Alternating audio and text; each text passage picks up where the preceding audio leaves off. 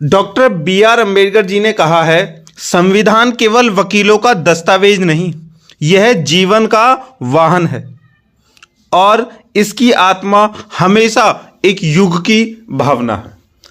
इसका मतलब है कि doctor B are Ambedkar ji कहते हैं कि संविधान ये कोई केवल एक साधन नहीं है, या फिर हम ये कह लें कि ये कोई कानूनी दस्तावेज है, या फिर कह लें कि भाई ये बहुत बड़ा दस्तावेज है। नहीं, केवल इतना कहने भर मात्र से संविधान का जो मूल्य है ना, वो ना के बराबर रह जाता है।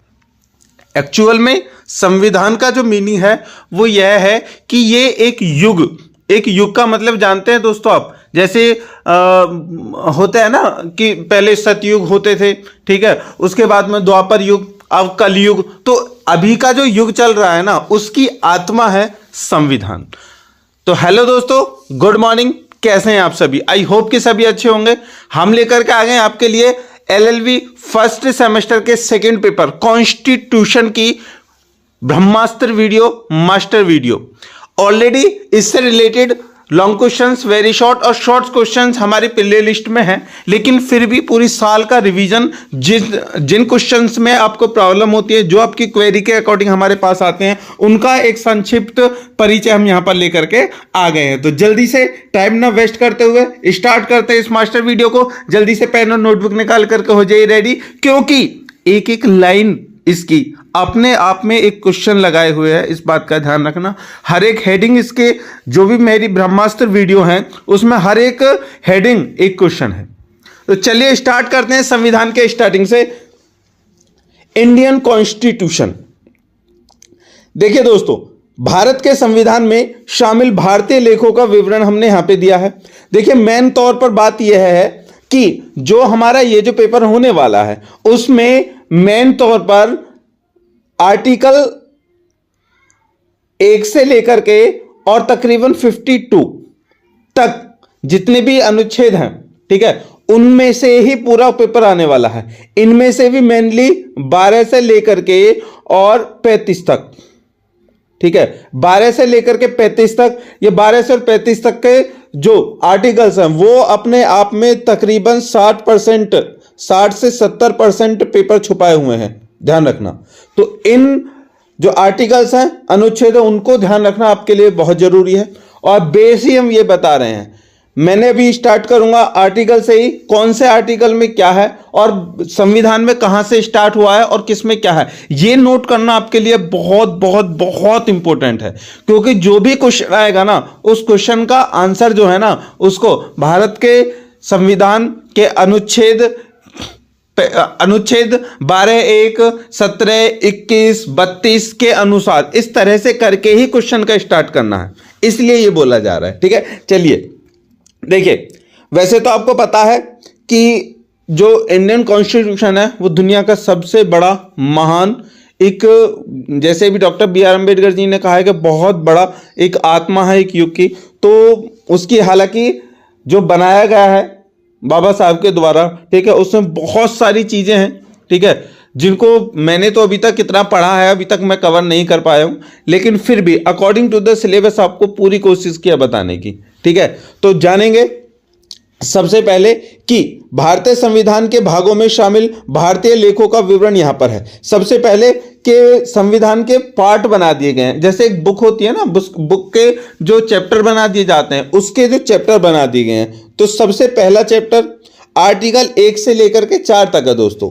तो अनुच्छेद 1 में संघ का नाम और क्षेत्र, मतलब भारत एक संघों का राज्य है, ठीक है, और उसके क्षेत्र इतने से इतना है।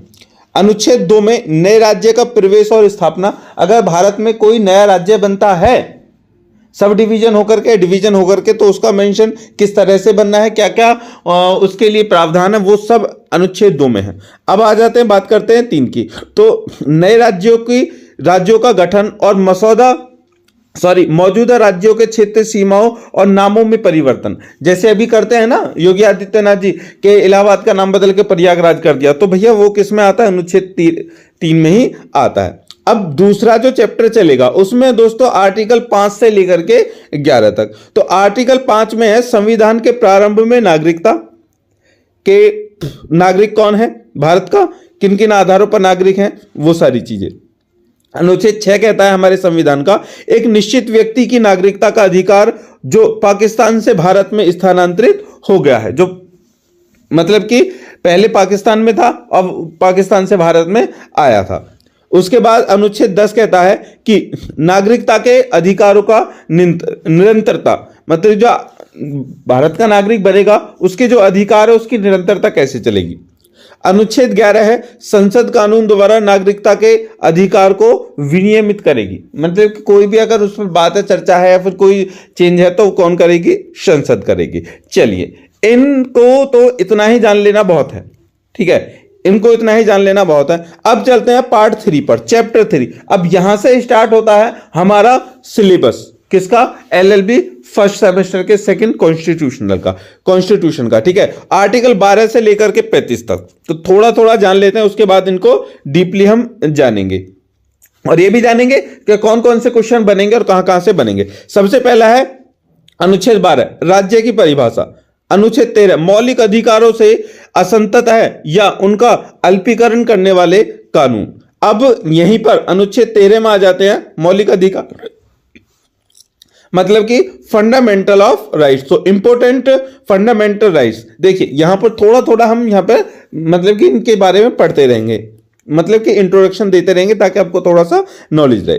देखिए भारत के संविधान में 7 बुनियादी मौलिक अधिकार प्रदान किए गए थे जब संविधान बना था तब, अब केवल 6 हैं। संपत्ति का अधिकार, मतलब कि जो 7वां अधिकार है संपत्ति का अधिकार, यूए 31 और 44वें संशोधन अधिनियम 1978 द्वारा मौलिक अधिकारों की सूची से उसको हटा दिया गया है। एक कानूनी अधिकार यूए का मतलब आर्टिकल 300A बनाया गया और संविधान के भाग 12 में इसको शामिल कर दिया गया। मेन पॉइंट क्या है कि संविधान जब बना था उसमें 7 आर्टिकल थे, 7 फंडामेंटल राइट्स थे, जो हैं वो अभी नीचे हम पढ़ेंगे। लेकिन इन 7 में से जो 7वां वाला था प्रॉपर्टी का अधिकार, राइट टू प्रॉपर्टी, संपत्ति रखने का अधिकार, यहां से फंडामेंटल राइट्स को वहां से हटा दिया और उसके लिए एक अलग से अनुच्छेद बना दिया गया। जो अनुच्छेद पहले था उसमें ही उसको मर्ज कर दिया। कौन से अनुच्छेद में ले जाकर रख दिया, अनुच्छेद 300 में, ठीक है। और ये कब हुआ था, ये हुआ था भैया 1978 जो संशोधन हुआ था 44वां, ठीक है, 1978 वाला जो संशोधन हुआ था 44वां, उसमें इसको चेंज किया गया था। मेन इंपॉर्टेंट चीज है, बिल्कुल भी भूलना मत, जहां भी क्वेश्चन लिखोगे तुम फंडामेंटल ऑफ राइट का, उसमें यह चीज आपको मेंशन करनी ही करनी है। चलिए उसके बाद है दोस्तों राइट टू इक्वलिटी, आर्टिकल 14 से आर्टिकल 18 तक। देखिए अनुच्छेद 14 क्या कहता है, 14 कानून के समक्ष समानता, मतलब कानून, अब ये तो पता ही है ना, कानून के लिए सब बराबर, कोई नेता, कोई मंत्री, कोई भिखारी, कोई डिस्ट्रिक्ट जज हो, कोई भी हो, सब उसके लिए बराबर है। अनुच्छेद 15 कहता है धर्म, मूलवंशी, जाति, लिंग या जन्म स्थान के आधार पर किसी पर से भी भेदभाव नहीं किया जाएगा, ठीक है। ये संविधान का, ठीक है, मान्यता है, संविधान का नियम है, ठीक है। लेकिन जो भी है, मानते हैं नहीं मानते लोग, ये तो पता ही है आपको, फिर भी आगे जानेंगे क्या क्या है इसमें।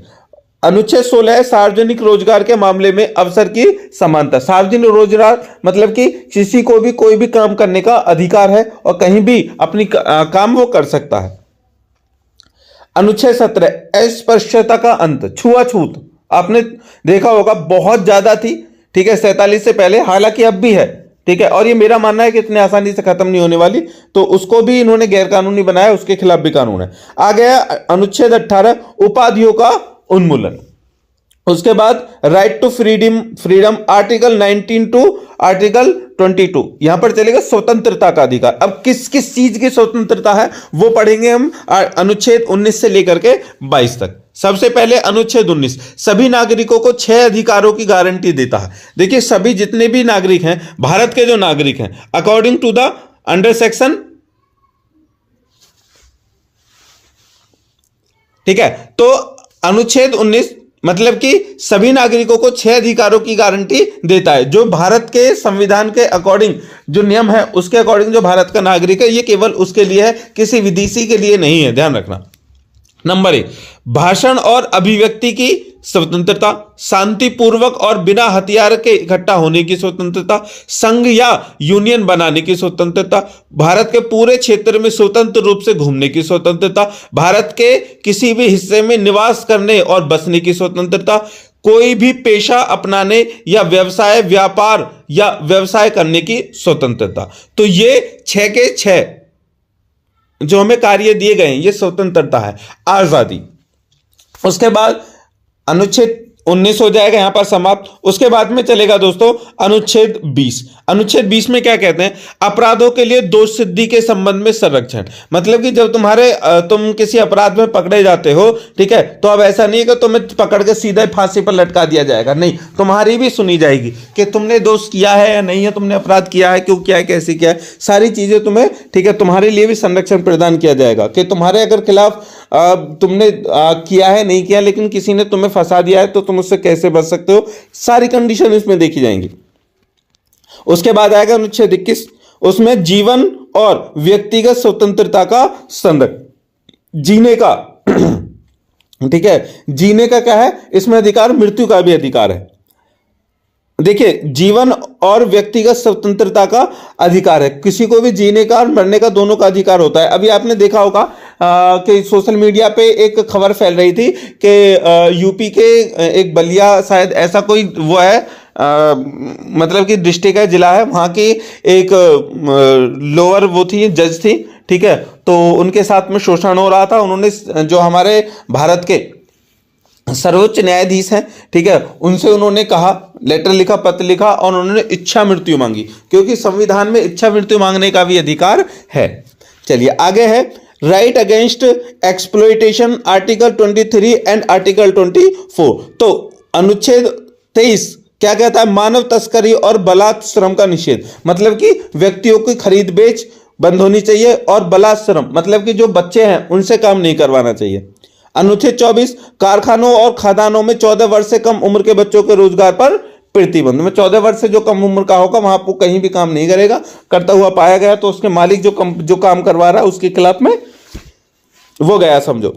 आगे है right to freedom of religion, article 25 to article 28। अब 25 से 28 तक के आर्टिकल पढ़ दे। 25 से 28 तक के आर्टिकल की सबसे पहली बात, इंपॉर्टेंट बात है ये, अनुच्छेद 25 अंतकरण की स्वतंत्रता और धर्म को स्वतंत्र रूप से अपनाने, आचरण करने और प्रचार करने की स्वतंत्रता। मतलब कि हमारा संविधान तुम्हें यह भी आजादी देता है कि जो तुम्हें धर्म, अभी भी किसी धर्म में हो उससे कोई मैटर नहीं है, हिंदू, मुस्लिम, सिख, ईसाई, जैन, बौद्ध, जिस भी धर्म में हो कोई नहीं, तुम अभी भी कोई भी धर्म अपना सकते हो, ठीक है, तुम्हारी मर्जी है। अनुच्छेद 26 धार्मिक मामलों का प्रबंधन करने की स्वतंत्रता। मतलब कि धार्मिक जो भी मामले हैं, तुम्हें भंडारा लगाना है, जागरण करना है, जो भी जैसा भी काम करना है, ठीक है, वो कर सकते हो। उसके बाद अनुच्छेद 27 किसी विशेष धर्म के प्रचार के लिए कर देने की स्वतंत्रता। मतलब किसी भी धर्म के लिए अगर आप दान कर रहे हैं, ठीक है, जैसे मुस्लिम धर्म में आपने पढ़ा, चलिए अभी मुस्लिम धर्म में आपने मुस्लिम धर्म पढ़ोगे, ठीक है, आगे जाकर के तो उसमें एक बोर्ड होता है, वक्फ बोर्ड होता है। तो मुस्लिम धर्म में जितने भी धार्मिक समुदाय होते हैं ना, मतलब मस्जिद बनवानी और हज करवाने और तो उनके जो भी मतलब कि धार्मिक जो चीजें होती है उनके लिए वो दान लेते हैं इकट्ठा, मस्जिद और वो बनवाने के लिए, ठीक है। इसी तरह हिंदू धर्म में भी अपने अपने, वहां पर तो एक ही है वक्फ, हिंदू धर्म में तो बहुत सारे अपने अपने वो बने हुए हैं, ठीक है। तो वो क्या करते हैं, किसी से भी धन ले सकते हैं, किसी को भी धन देने की आजादी है, कोई कितना भी टैक्स कर मतलब कि दान में दे सकता है मंदिरों को या धार्मिक चीजों के लिए। उसके बाद है अनुच्छेद 28 धार्मिक शिक्षा में भाग लेने से मुक्ति मिल जाती है। मतलब कि तुम्हारा मन है तो तुम धार्मिक शिक्षा लो, नहीं मन कर रहा है तो मत लो। सांस्कृतिक और शैक्षणिक अधिकार अनुच्छेद 29 और अनुच्छेद 30। देखिए अनुच्छेद 29 कहता है अल्पसंख्यकों के हितों की सुरक्षा। अब अल्पसंख्यक कौन है दोस्तों? देखिए अल्पसंख्यक को मैं इस तरह से बताऊंगा, हमारे देश में अभी सारे उसको देखो तो हिंदू की संख्या सबसे ज्यादा है, तो हिंदू क्या है, बहुसंख्यक है। अब उसके अपोजिट आ जाए मुस्लिम, तो मुस्लिमों की संख्या अभी तक हिंदू के बराबर नहीं है, या फिर उससे और भी धर्म है, जैन है, बुद्ध है, वो सब उनके में क्या है, मतलब कि उनकी संख्या बहुत कम है, तो उनको हम अल्पसंख्यक कहेंगे, कम संख्या वाले। तो कम संख्या वाले जो लोग हैं उनके लिए जो सुरक्षा है, उनके हितों की सुरक्षा है, इसमें वो मेंशन है। आगे अनुच्छेद 30 में देखेंगे शैक्षणिक संस्थानों की स्थापना और प्रशासन करने का अल्पसंख्यकों का अधिकार, मतलब कि जो अल्पसंख्यक हैं वो अपने लिए कॉलेज, यूनिवर्सिटी, स्कूल, ठीक है, जो भी चाहे वो बना सकते हैं और फिर उनको प्रशासन के अकॉर्डिंग उनकी सुरक्षा भी करवा सकते हैं और उनको चला सकते हैं। ठीक है, चलिए आगे बढ़ें।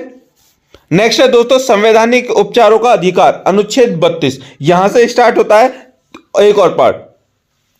देखिए अनुच्छेद 32 में तो मौलिक अधिकारों को लागू करने के उपाय हैं, जो आपके मौलिक अधिकार हैं उनको लागू करना है। ठीक है, लेकिन पार्ट 4 में direct principle of state policy, article 36 to article 51। अब इसमें क्या है, डीपीएसपी इसको बोला जाता है, मतलब direct principles of state policy.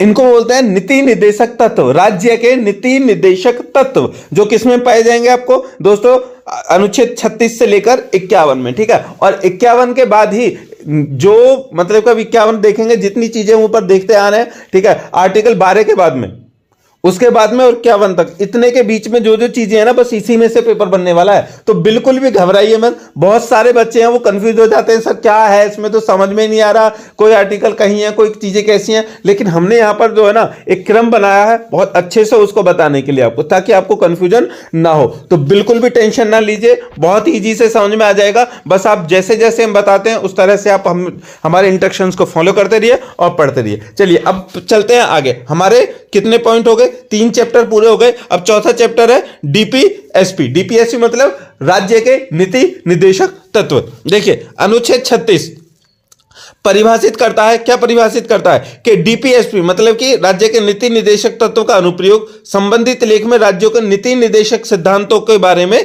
यहां पर पढ़ेंगे। देखिए अनुच्छेद 39A सामान्य न्याय और मुफ्त कानूनी सहायता, सभी के लिए समान न्याय होगा और सभी के लिए मुफ्त कानूनी सहायता होगी। अनुच्छेद 40 कहेगा ग्राम पंचायत का संगठन होगा। अनुच्छेद 41 कहता है काम, शिक्षा और कुछ मामलों में सार्वजनिक सहायता का अधिकार होगा।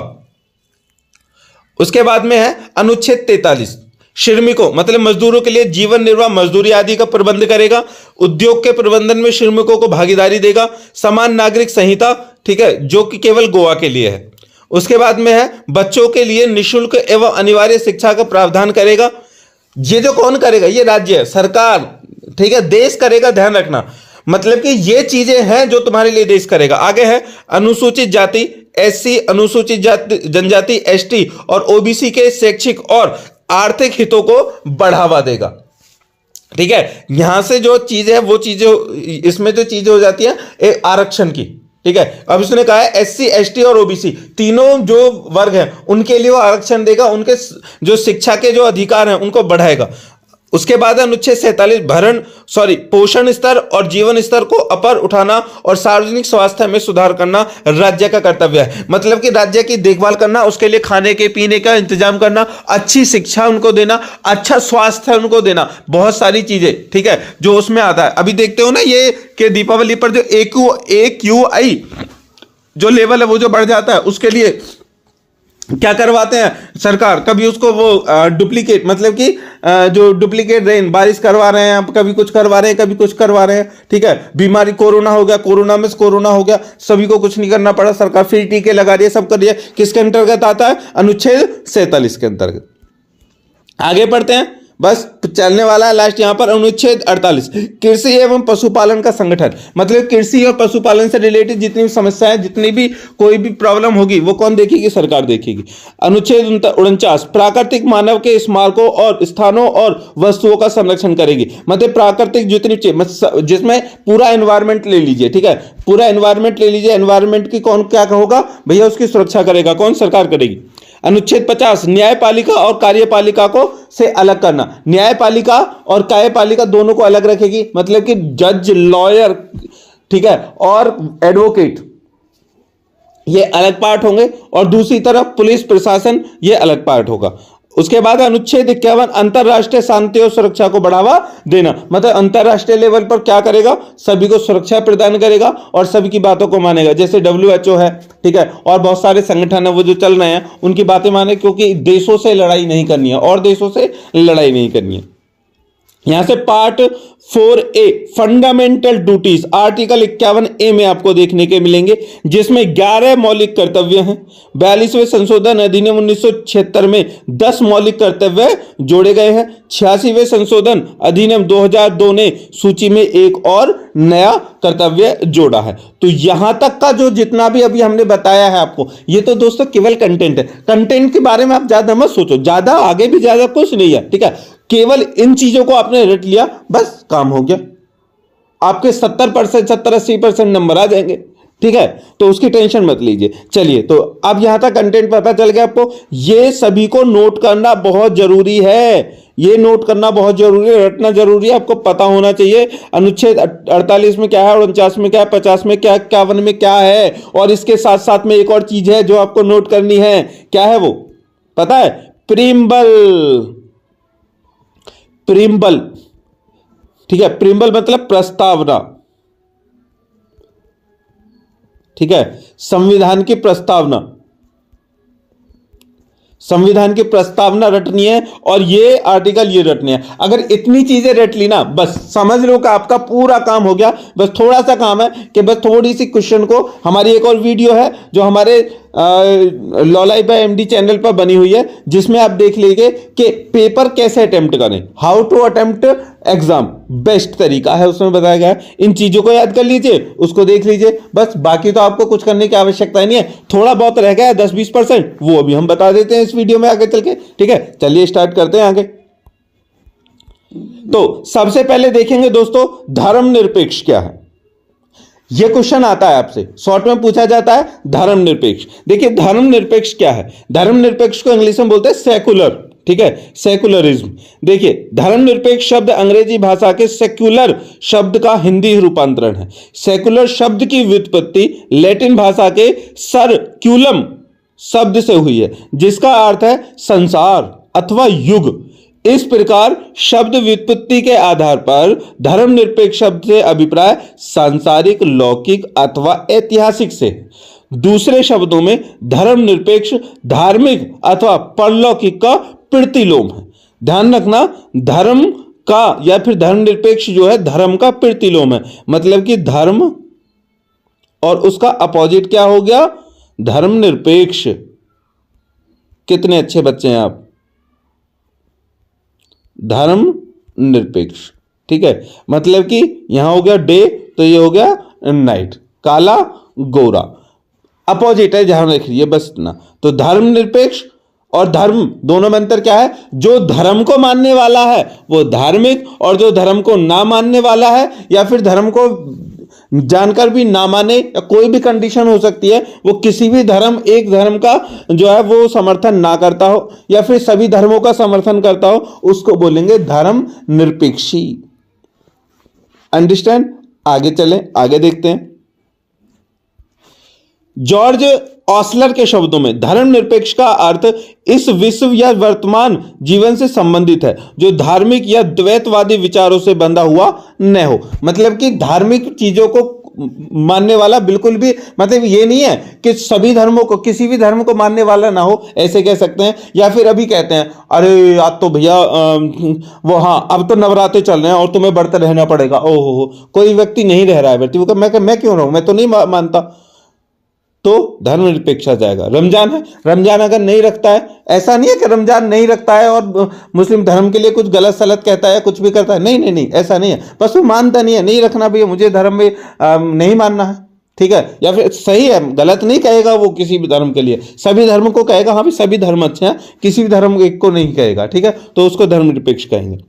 एच.बी. कॉमथ के अनुसार एक धर्मनिरपेक्ष राज्य न तो ईश्वर रहित है और न ही यह अधर्मी राज्य है और न ही धर्म विरोधी। धर्मनिरपेक्ष राज्य होने का अर्थ यह है कि इसमें ईश्वर पर आधारित धर्म के अस्तित्व को नहीं माना जाता। मतलब कि एक बात पे जैसे कह ले कि मैं किसी भी धर्म का समर्थन नहीं करता, ठीक है, और सभी धर्मों का समर्थन करता हूं। मैं केवल एक ही चीज को मानता हूं कि भैया इस दुनिया में अगर कोई ईश्वर है, भगवान है, तो वो केवल प्रकृति है, ठीक है। जिसको प्रकृति को भगवान चला रहे हैं, और भगवान का मतलब मेरे लिए, मैं अपने शब्दों में भगवान का मतलब किसी पर्टिकुलर, किसी विशेष भगवान का नाम नहीं लेता हूं, ठीक है, कि जैसे गणेश जी हो गए, शेरावाली माँ हो गई, भोले जी हो गए, या फिर अल्लाह हो गए, ठीक है, गुरु जी हो गए, जो भी है ये सभी ईसा मसीह हो गए। मैं किसी का एक का नाम ले, मैं तो केवल प्रकृति बोलता हूं, प्रकृति। भगवान, भगवान, भगवान का मतलब आप समझते हैं?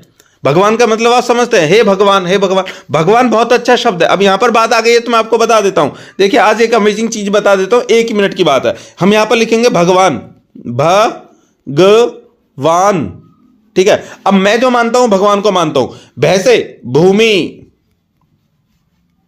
गैसे गगन, नैसे सॉरी वैसे वायु, नैसे नीर, इस तरह से भगवान, ऐसे आ ऐसे अग्नि, ठीक है। अब देखो 5 शब्द हैं भगवान के नाम में, 5 अर्थ है, पांचों के 5 को हमने क्या कर दिया? भगवान का नाम दे दिया। तो हम तो इसी भगवान को मानते हैं। क्यों? सबके लिए बराबर है, सारी चीजें इक्वल है। ठीक है दोस्तों, चलिए आगे बढ़ें। उक्त परिभाषाओं में से स्पष्ट है कि धर्मनिरपेक्ष राज्य के से अभिप्राय ऐसे राज्य से है जिसका अपना कोई धर्म नहीं होता और जो धर्म के आधार पर व्यक्तियों में कोई भेदभाव नहीं करता। मेन पॉइंट, कोई भी धर्म के आधार पर भेदभाव नहीं करता, मीन्स ना मुस्लिम ना हिंदू। इसका अर्थ एक धर्म विरोधी, अधर्मी या ईश्वर रहित राज्य से बिल्कुल नहीं है, वरन एक ऐसे राज्य से है जो धार्मिक मामलों में पूर्णतः तटस्थ रहता है, क्योंकि वह धर्म को व्यक्ति की व्यक्तिगत वस्तु मानता है। ठीक है दोस्तों, चलिए आगे बढ़ते हैं। नेक्स्ट जो हमारा क्वेश्चन है वो है दोस्तों शक्ति पृथक्करण। It means federal government, federal system. देखिए संघीय सरकार की एक प्रणाली है जो देश के केंद्र सरकार और राज्य सरकार के बीच शक्तियों को अलग अलग करती है। यह प्रत्येक क्षेत्र को कुछ जिम्मेदारियां सौंपता है ताकि केंद्र सरकार का अपना कार्य हो और राज्य सरकार का अपना कार्य। इट मींस कि इसको हम ऐसे समझ लेते हैं कि यहां पर है सरकार, और सरकार के जितने भी दोस्तों कार्य हैं, सपोज करो कि सरकार के पास में 100 कार्य है, तो सरकार ये पूरे देश की सरकार है। ठीक है, देश की सरकार है, एक देश की सरकार। अब वो क्या करेंगी कि अपनी जो शक्तियां हैं, मतलब जो कर्तव्य हैं, उनको 2 भागों में बांट देंगे, केंद्र और राज्य। ठीक है, सपोज करो कि राज्य को दे दिए 40 काम और केंद्र को दे दिए 60 काम। तो क्या हुआ, जो देश की जो सरकार के पास में जो शक्तियां हैं, उन शक्तियों को उन्होंने क्या कर दिया? बांट दिया, पृथक कर दिया, अलग अलग कर दिया कि भैया ये 40 वाले जो काम है वो सिर्फ तुम करोगे और ये 60 काम है ये आप देखोगे। तो क्या है कि यहां पर प्रत्येक क्षेत्र को कुछ जिम्मेदारियां सौंपता है। जिम्मेदारियों का मतलब वो कार्य है, कर्तव्य है, ताकि केंद्र सरकार का अपना कार्य हो, मतलब कि केंद्र सरकार के अपने कार्य हैं और राज्य सरकार के अपने कार्य हैं। अब है अर्धसंघीय सरकार। देखिए सरकार, अर्धसंघीय सरकार है वो सरकार की एक प्रणाली है जो केंद्र सरकार और देश की राज्य सरकार के बीच शक्तियों को अलग अलग करती है। लेकिन अर्धसंघीय सरकार में केंद्र सरकार राज्य सरकार की तुलना में अधिक शक्तियां सौंपती है।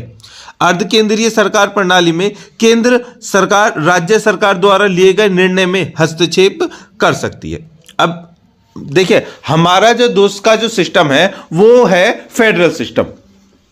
ठीक है, समझना, मतलब कि संघीय सरकार और अर्धसंघीय सरकार भी है। अर्धसंघीय सरकार तो हमने ऊपर बता दी, ठीक है, पृथक्करण का ये सिद्धांत चल रहा है, फेडरल सिस्टम। अब उसमें अर्धसंघीय सरकार क्या है? अर्धसंघीय सरकार यह है कि जैसे हमने ऊपर एक डायग्राम बनाया था, सरकार के पास कितने काम है दोस्तों? 100। किन 2 भागों में बांट रही है? केंद्र में और राज्य में। अब इन्होंने क्या किया कि जो जैसे 40 काम राज्य को दिए हैं और 60 काम केंद्र को दिए हैं, तो अब ये जो 40 काम है, ठीक है, इनमें जो केंद्र सरकार है वो हस्तक्षेप कर सकती है। ठीक है, वो ये कहेगी भी इनमें 40 में जो 5 काम है ना, उनको हमारे अकॉर्डिंग जैसा हम कहेंगे ना वैसे करो। ठीक है, तो इनको मानना पड़ेगा। लेकिन इनके 60 काम है, इनमें से ये किसी में हस्तक्षेप नहीं कर सकते। इसको कहेंगे अर्ध ठीक है। जो ये है अर्ध संघीय हो गया, मतलब कि एक संघ दूसरे ये जो है संघ ये पूरा नहीं है, राज्य पूरा नहीं है, आधा कर दिया, क्योंकि इसकी भी कुछ जो शक्तियां हैं ना वो केंद्र के पास में होती है, केंद्र की मर्जी से इसको चलना पड़ता है। ठीक है, लेकिन जहां पर पहली कंडीशन थी संघीय सरकार वाली, उसमें दोनों को जो शक्तियां पहले बांट दी, चाहे कम बांटी हो ज्यादा बांटी वो बांट दी, वो दोनों अपना अपना काम करेंगे। लेकिन यहां पर वो अपना काम नहीं करेंगे, यहां पर वो क्या कर रहे हैं, यहां पर वो साफ साफ बता रहे हैं भैया केंद्र सरकार तो अपना काम करेगी, उसके साथ में वो राज्य सरकार का भी काम देख सकती है। चलिए आगे बढ़ते हैं। आगे है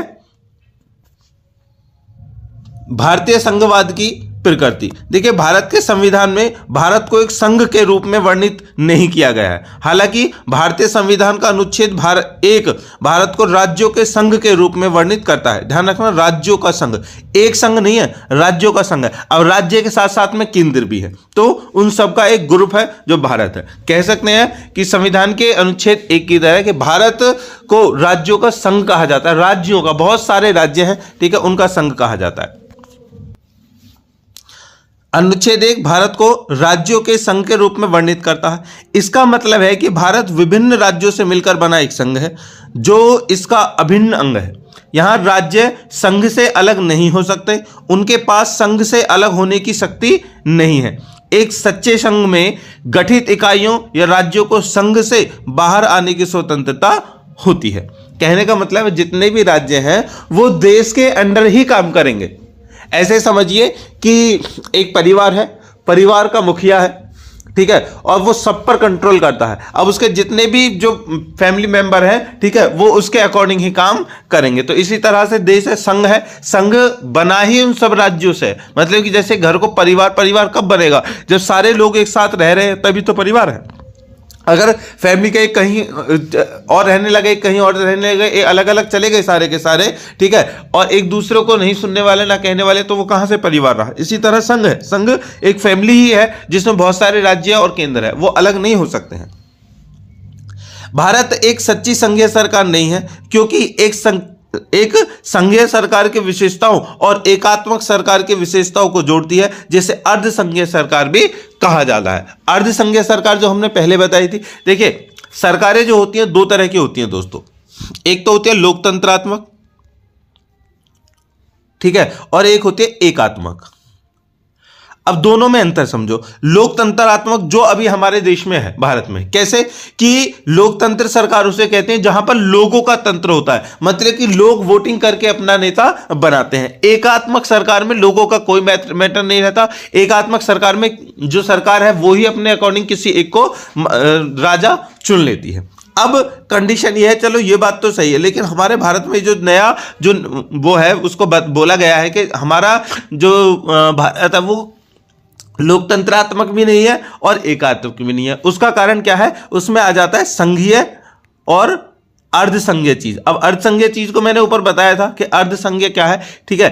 अर्धसंघीय वह है कि जहां पर ना तो एक राजा की पूरी चल सकती है, कभी कभी तो एक राजा की पूरी चल सकती है, जिस तरह से एक जो राष्ट्रपति है वो सबसे बड़ा देश का राजा है, सबसे बड़ा मतलब सर्वोच्च नागरिक है, ठीक है, तो राष्ट्रपति है। जहां पर राष्ट्रपति ही सबसे बड़ा होता है, प्रधानमंत्री ना होता है, ठीक है, उस देश को कहेंगे हम एकात्मक सरकार। यहां पर एकात्मक सरकार है। लेकिन जहां पर प्रधानमंत्री होगा और उसको चुना जाएगा लोगों के द्वारा, वो हो जाएगी संघात्मक।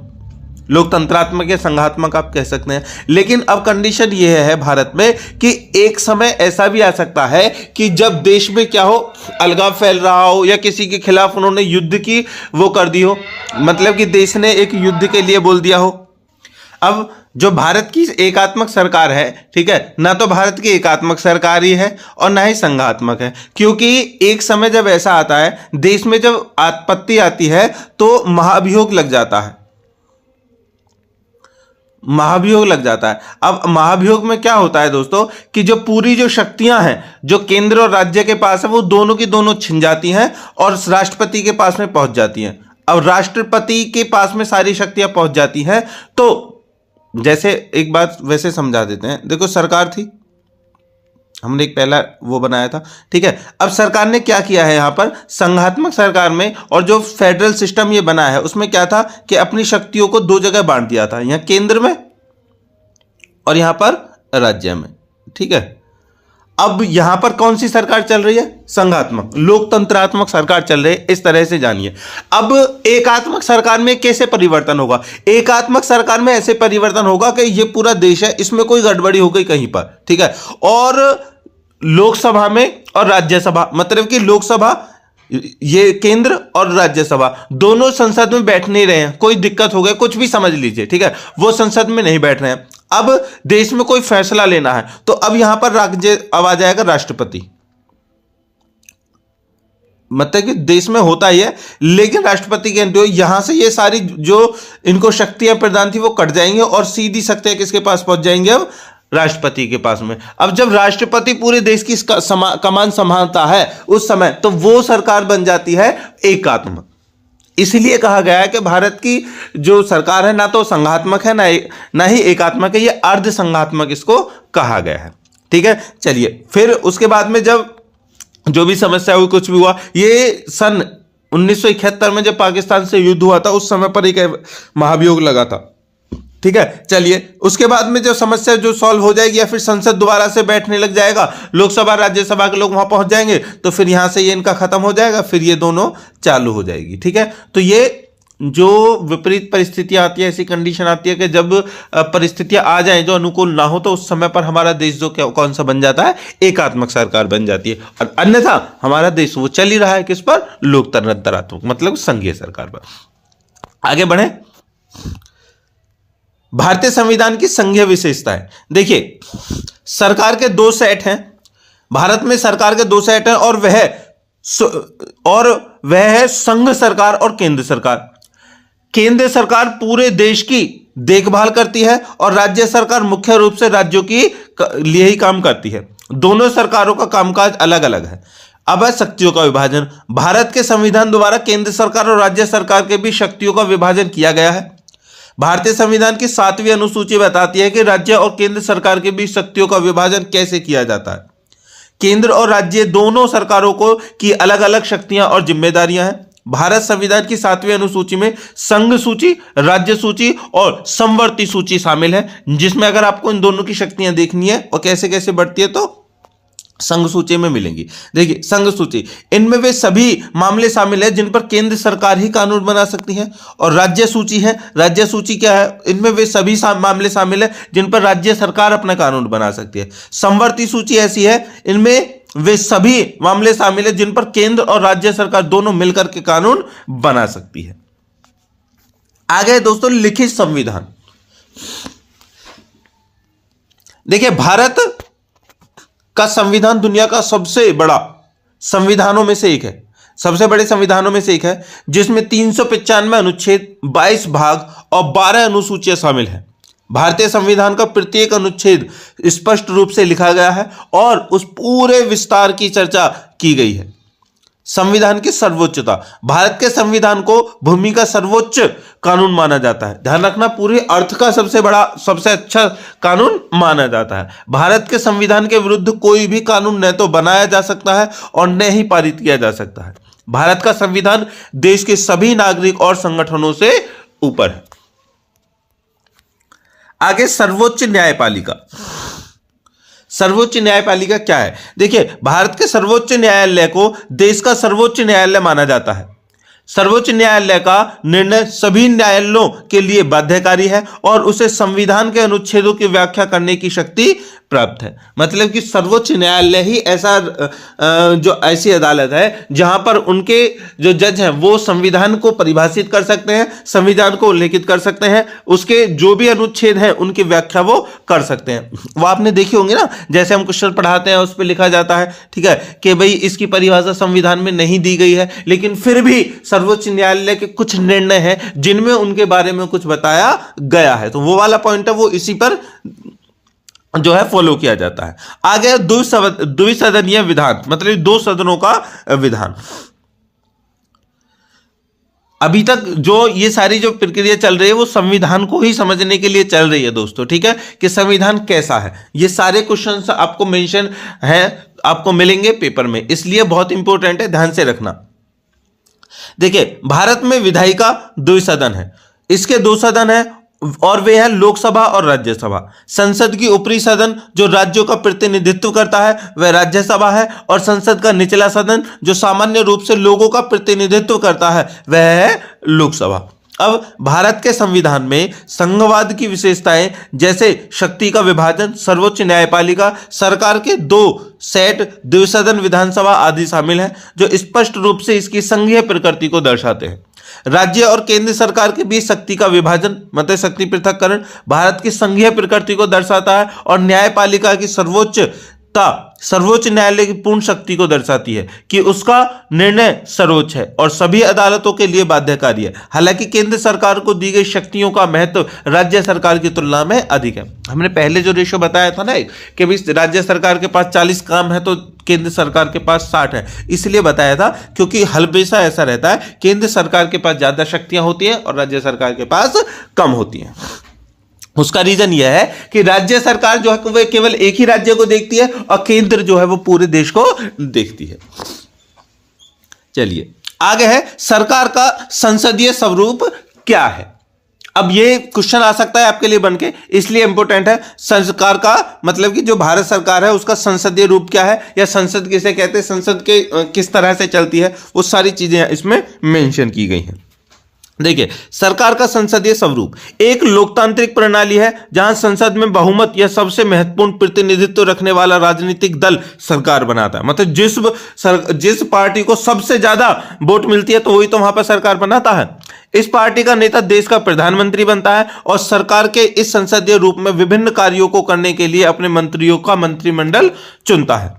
अल्पमतों वाली शेष पार्टियां विपक्ष का निर्माण करती हैं। ये विपक्षी दल कुछ निश्चित आधारों पर जहां भी उन्हें उपयुक्त लगे सत्तारूढ़ दल को चुनौती दे सकते हैं। संसदीय शासन प्रणाली में प्रधानमंत्री संसद के सदस्यों को कैबिनेट मंत्री के रूप में चुनते हैं।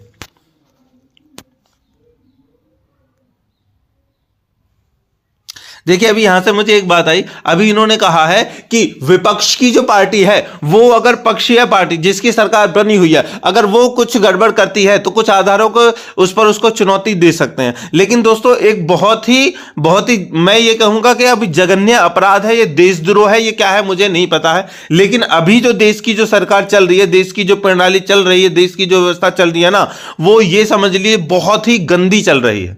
कैसे कि यहां पर पक्षीय सरकार है और यहां पर विपक्षीय सरकार है, ठीक है। अब ऐसा नहीं है कि विपक्षीय सरकार है वो देश हित नहीं सोच सकती, देश हित दोनों ही सोच सकती हैं। लेकिन यह जो सरकार जिसकी बन जाती है उसको थोड़े ज्यादा बहुमत मिलते हैं, उसको कम मिलते हैं। लेकिन कंडीशन यह है कि गलती कोई भी कर सकता है, इस बात को मानेंगे, हम ह्यूमन बीइंग हैं, गलती कोई भी कर सकता है।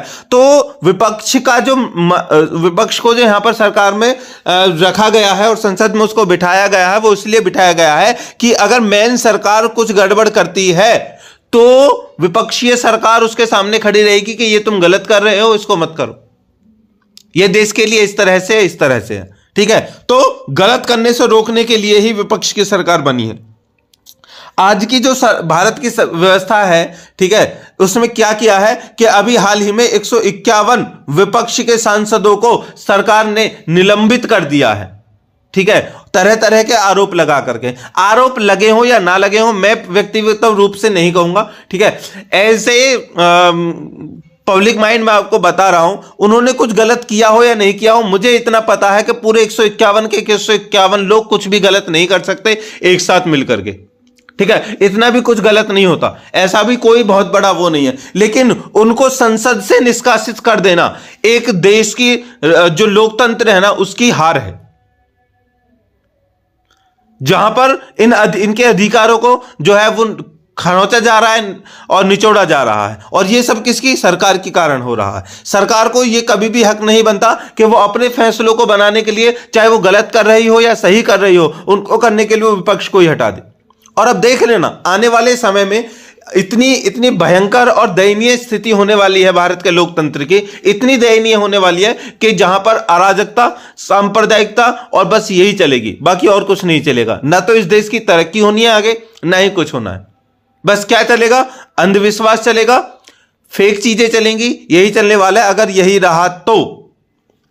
चलिए, ये एक चीज है। अगर आपको मेरी बात गलत लग रही है, कुछ भी है, तो आप जाके देख सकते हैं भैया।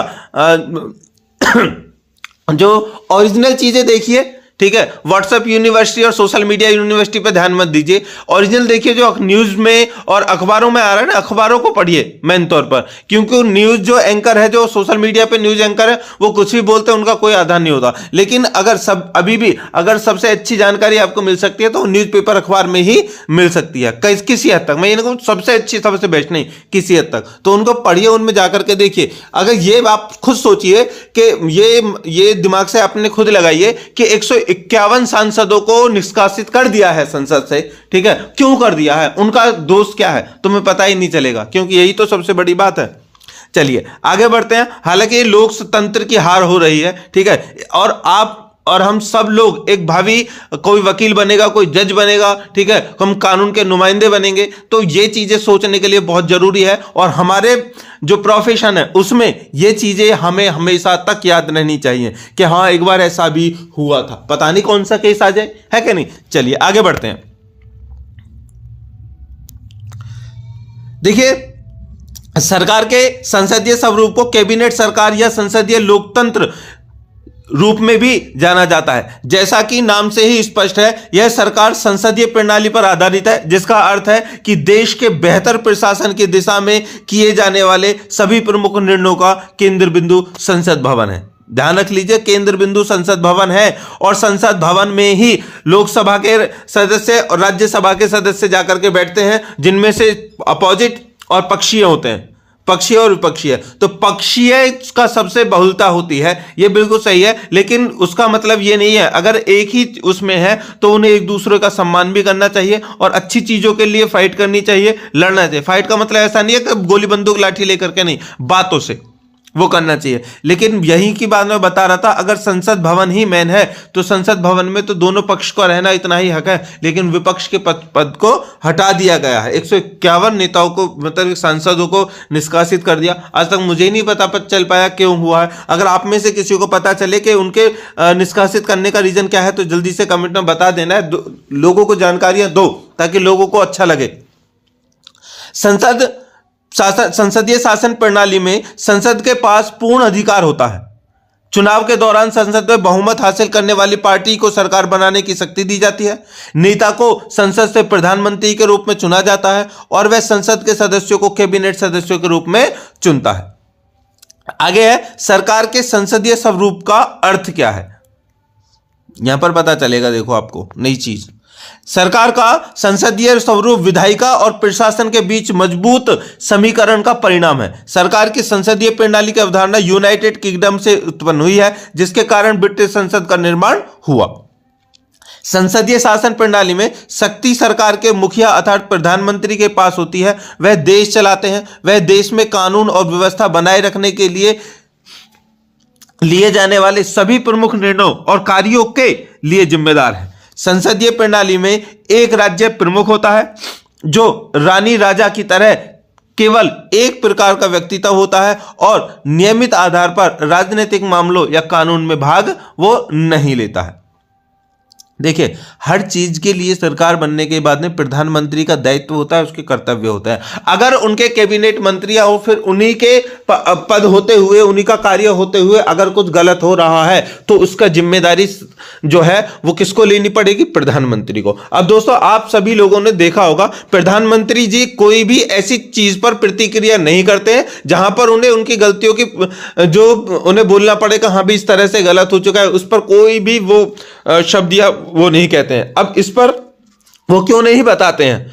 अब इस पर लाइव आए और ये बताएं कि भाई 151 सांसदों को इसलिए निष्कासित किया है हमने, क्यों किया है, वो नहीं बताएंगे। क्यों? क्योंकि ये चीज जो है वो विधि के समान नहीं है, वो अकॉर्डिंग टू द विधि नहीं है, लॉ के अकॉर्डिंग नहीं है, वो अनैतिक है, जिनको वो नहीं कहेंगे, ठीक है। और इसलिए वो बसते रहेंगे। आगे जो भी होगा, समय गुजरता जाएगा, लोग चीजों को भूल जाते हैं।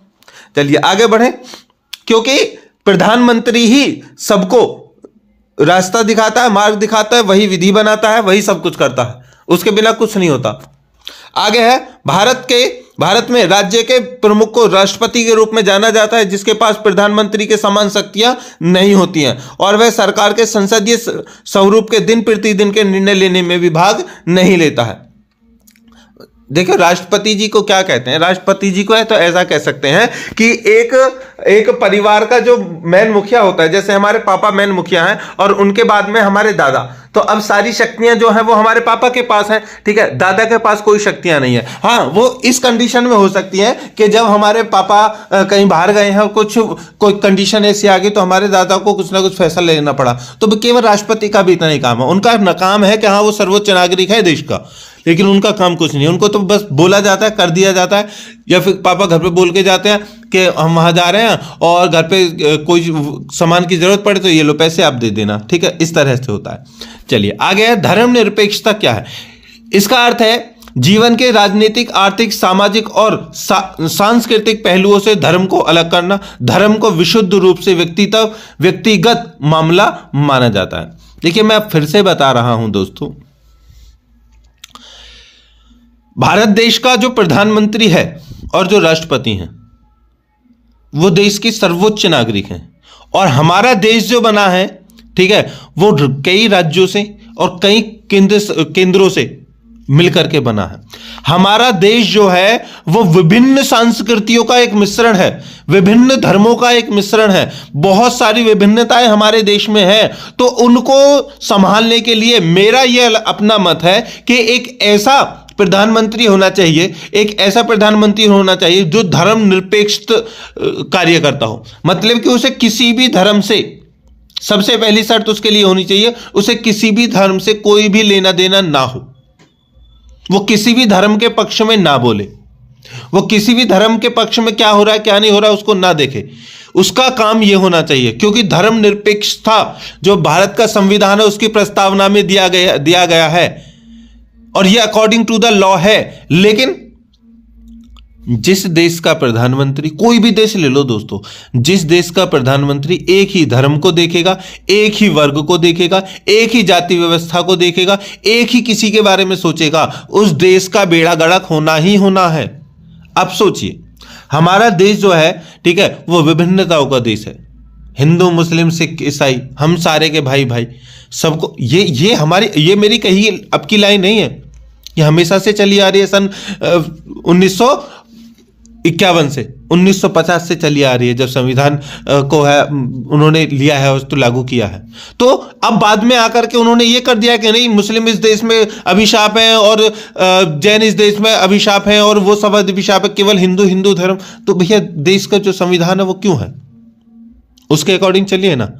क्योंकि जब देखिए मैं एक बात और आपको बता रहा हूं, हालांकि आप सभी को पता होगा, ठीक है, जब देश का प्रधानमंत्री बनता है तो वो एक शपथ लेता है और उस शपथ के रूप में उस शपथ को पढ़ना, इंटरनेट पे जाओ, जाकर के देखो, वहां पर धर्मनिरपेक्षता होगा कि मैं धर्मनिरपेक्षता का पालन करूंगा, लेकिन वो नहीं करता। क्या ही कहेंगे अब।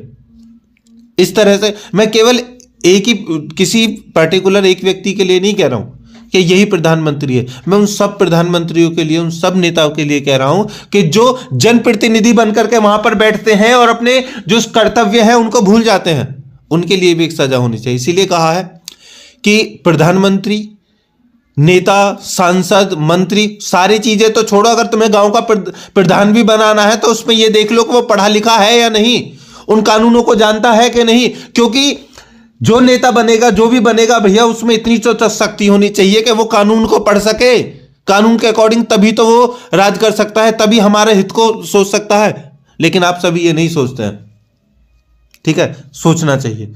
चलिए आगे बढ़ते हैं।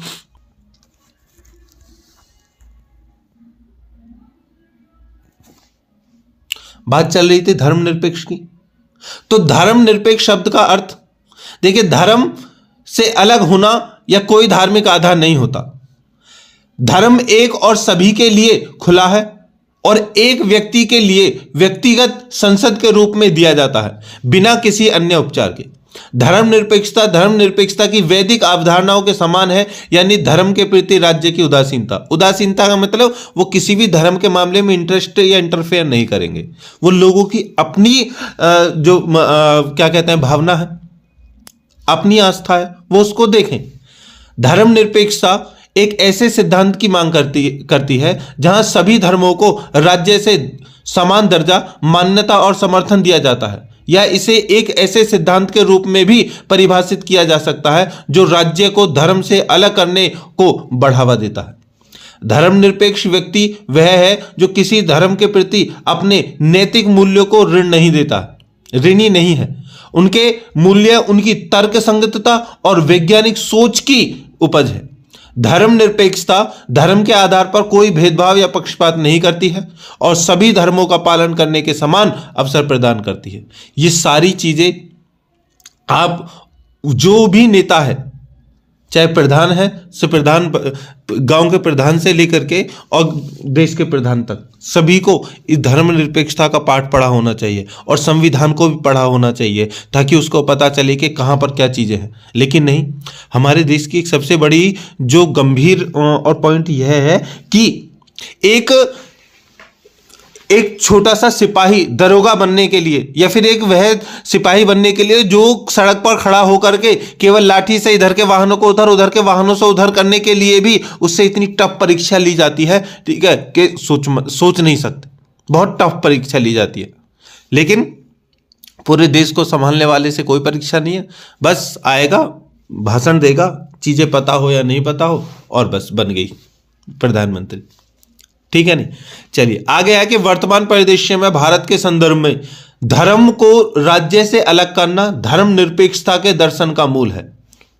ध्यान रखना, धर्म को राज्य से अलग करना धर्मनिरपेक्षता के दर्शन का मूल है कि एक सच्चा राजनीतिज्ञ वो है जो किसी भी धर्म के मामले में टांग ना अड़ाए, ना ही किसी धर्म को समर्थित करे, और अपने राज्य से धर्म की चीजों को अलग रखे।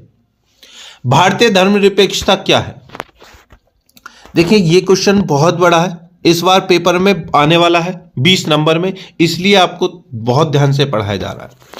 भारत में धर्मनिरपेक्षता का पहला चेहरा भारत की प्रस्तावना में प्रतिबिंबित होता है, जहां धर्मनिरपेक्ष शब्द पढ़ा जाता है। भारतीय धर्मनिरपेक्षता अपने मूल अधिकारों अनुच्छेद 25 से 28 में भी प्रतिबिंबित होती है, जहां वह अपने प्रत्येक नागरिक को किसी भी धर्म का पालन करने का अधिकार की गारंटी देती है।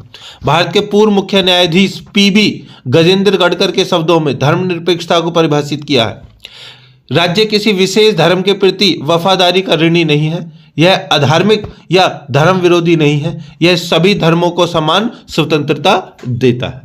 किसी एक पर्टिकुलर धर्म से कोई उसका मतलब नहीं है, वो सभी धर्मों को समान दृष्टि से देखता है, किसी में भी वो बाधा नहीं करता, ना ही वो किसी में समर्थित होता। वो केवल कहता है भैया जो तुम्हें करना है करो, ठीक है, हम इस बात का कोई तुम्हें नहीं मना करेगा, तुम्हें जो करना है करो, लेकिन हम नहीं करेंगे। धर्मनिरपेक्षता और भारतीय संविधान, इंपोर्टेंट फैक्ट यहां से पता चलेगा आपको। देखिए, भारतीय संविधान के विभिन्न प्रावधान धर्मनिरपेक्षता के मूल सिद्धांतों को स्पष्ट रूप से शामिल करते हैं। भारत के संविधान के 42वें संशोधन 1976 के साथ संविधान की प्रस्तावना ने जोर देकर कहा कि भारत एक धर्मनिरपेक्ष राष्ट्र है।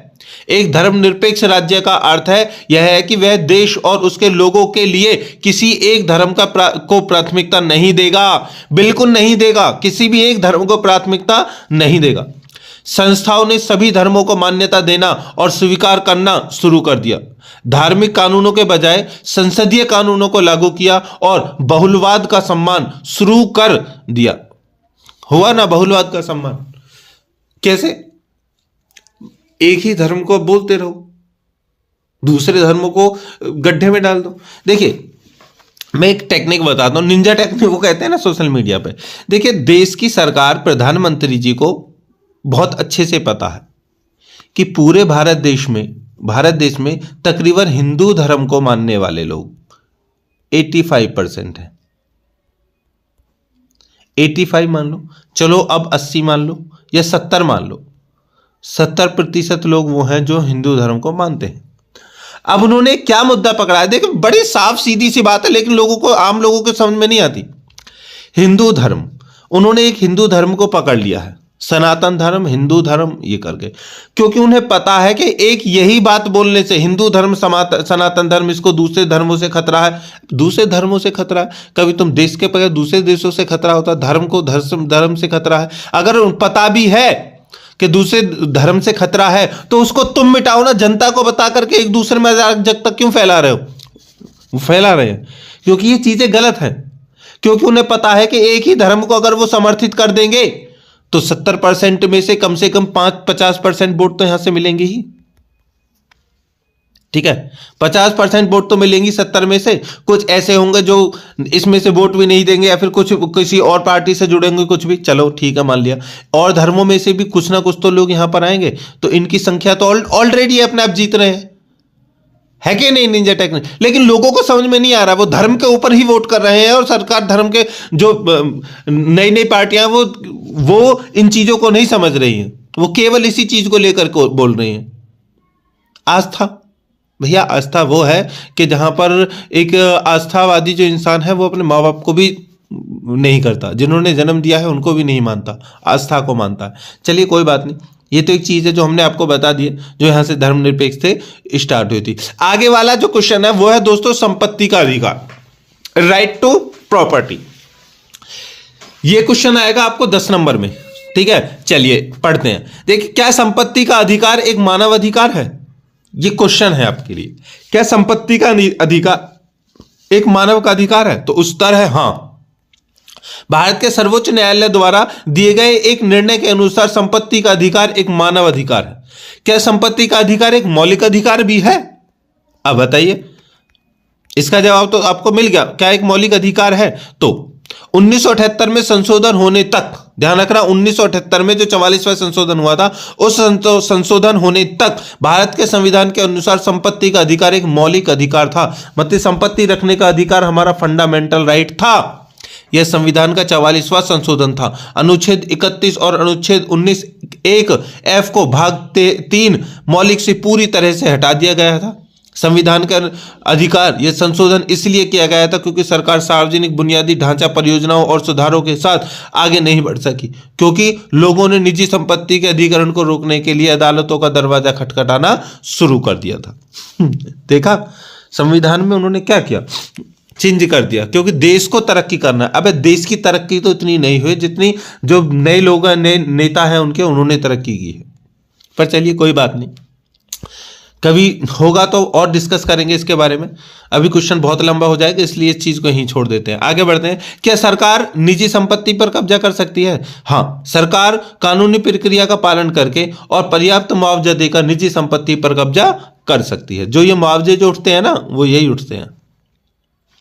आगे, संपत्ति का अधिकार मौलिक अधिकार और 1978 में 44वां संशोधन। देखिए, सुप्रीम कोर्ट ने कहा कि जब 1967 में यह घटना हुई थी तब भी संपत्ति का अधिकार अनुच्छेद 31 के तहत एक मौलिक अधिकार था। 31 के अकॉर्डिंग फंडामेंटल राइट था। पहले 7 थे ना, अब कितने हैं? 6, क्योंकि संपत्ति वाला जो हम अभी पढ़ रहे हैं वो हट गया है। ये कहां पहुंच गया है? 300 में। देखिए, अनुच्छेद 31(2) में उल्लेख किया गया था कि सरकार द्वारा व्यक्ति को उचित मुआवजा दिए जाने के बाद ही सरकार को निजी संपत्ति पर कब्जा करने और इसे केवल सार्वजनिक उद्देश्यों के लिए उपयोग करने का अधिकार था। देखिए, कंडीशन यह है कि सरकार किसी की संपत्ति को तभी अधिग्रहण कर सकती है कि उसको उचित मुआवजा देकर ले, और उसके बाद उसको सार्वजनिक मतलब कोई ऐसी चीजों का निर्माण करे जिससे सभी का वहां पर लाभ हो, सभी लोगों का लाभ हो, तभी ले सकती है। संविधान के अनुच्छेद 31(1) ने यह स्पष्ट कर दिया था कि निजी संपत्ति को सरकार किसी कार्यकारी आदेश के माध्यम से नहीं बल्कि केवल कानून के अधिकार के माध्यम से ले सकती है। उपरोक्त कानून सरकार को सार्वजनिक बुनियादी ढांचा परियोजनाओं और अन्य कृषि सुधारों को पूरा करने से रोक रहे थे, क्योंकि सरकार द्वारा भूमि अधिग्रहण के दौरान लोगों ने अपनी अदालतों का दरवाजा खटखटाना शुरू कर दिया था। अब इसलिए 1978 में भारत के संविधान में एक संशोधन हुआ। यह भारत के संविधान का 44वां संशोधन था, जिसने घोषणा की कि संपत्ति का अधिकार अब मौलिक अधिकार नहीं रहेगा, क्योंकि मौलिक अधिकारों को अगर कोई करता है तो भैया उसमें तो समझ लीजिए कि फिर संविधान को नहीं माना जा रहा है। इसलिए उन्होंने पहले क्या, अच्छा मौलिक अधिकार जो संपत्ति रखने का है पहले उसको खत्म करो। चलिए, 44वें संशोधन की मदद से संविधान के भाग 3 मौलिक अधिकार से अनुच्छेद 31 और अनुच्छेद 19 के एफ को पूरी तरह से निष्कासित कर दिया, हटा दिया गया। सुप्रीम कोर्ट ने राज्य सरकार को यह याद दिलाया कि राज्य को किसी व्यक्ति की निजी संपत्ति लेने से पहले कानून के अधिकार और कानून की उचित प्रक्रिया का पालन करना होगा। इसे अनुच्छेद 300A में उल्लेखित प्रावधानों के अनुसार किया जाना आवश्यक है। देखिए, संपत्ति रखने का अधिकार तो पूरी तरह से हटा दिया, लेकिन उसकी जगह पर 300 के में एक और कानून बनाया गया। उस कानून बनाया इसलिए ये नहीं, बस उस कानून को उठाकर वहां नहीं रखा था दोस्तों, भैया कानून जो था उसको बनाया गया था, एक नया कानून। अब पहले कानून को खत्म कर दिया था। नया कानून ये बताया था कि कोई भी अगर किसी की निजी संपत्ति को लेता है तो कानून के अकॉर्डिंग ही ले सकता है, जो कानून में उल्लेखित चीजें हैं उनके अनुसार ले सकता है।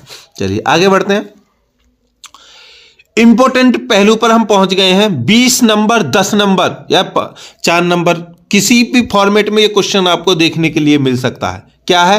प्रिम्बल, हमारे भारत की संविधान की प्रिम्बल, जिसको हिंदी में बोलते हैं प्रस्तावना। चलिए स्टार्ट करते हैं। संविधान का परिचयात्मक भाग जो संविधान में सन्निहित मूल संवैधानिक मूल्यों को दर्शाता है वो है प्रस्तावना।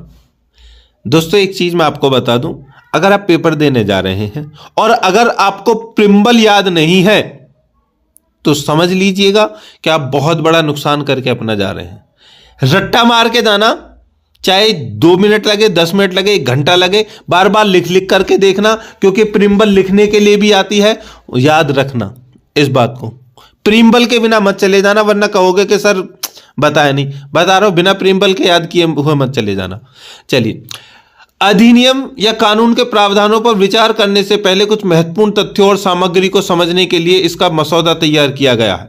यह कानून के लक्ष्यों और उद्देश्यों को निर्धारित करता है जिसे वह प्राप्त करना चाहता है। ध्यान रखना, कानून के लक्ष्य, एम और उद्देश्य, ऑब्जेक्ट्स को यह निर्धारित करता है, बताता है और वो कहता है कि यह हमें प्राप्त करने हैं। कौन? किसको? संविधान को। प्रस्तावना संविधान का एक अभिन्न अंग है और इसे संविधान की आत्मा, भावना और रीढ़ की हड्डी के रूप में व्यापक रूप से सराहा जाता है। देखिए, जो सबसे ऊपर हमने एक क्वेश्चन में लाइन पढ़ी थी कि डॉक्टर BR अम्बेडकर जो संविधान निर्माता है, उन्होंने कहा है कि प्रस्तावना संविधान की आत्मा है। अब आप समझिए कि एक हमारा शरीर है और हमारे शरीर से आत्मा को हटा दिया जाए तो क्या होगा?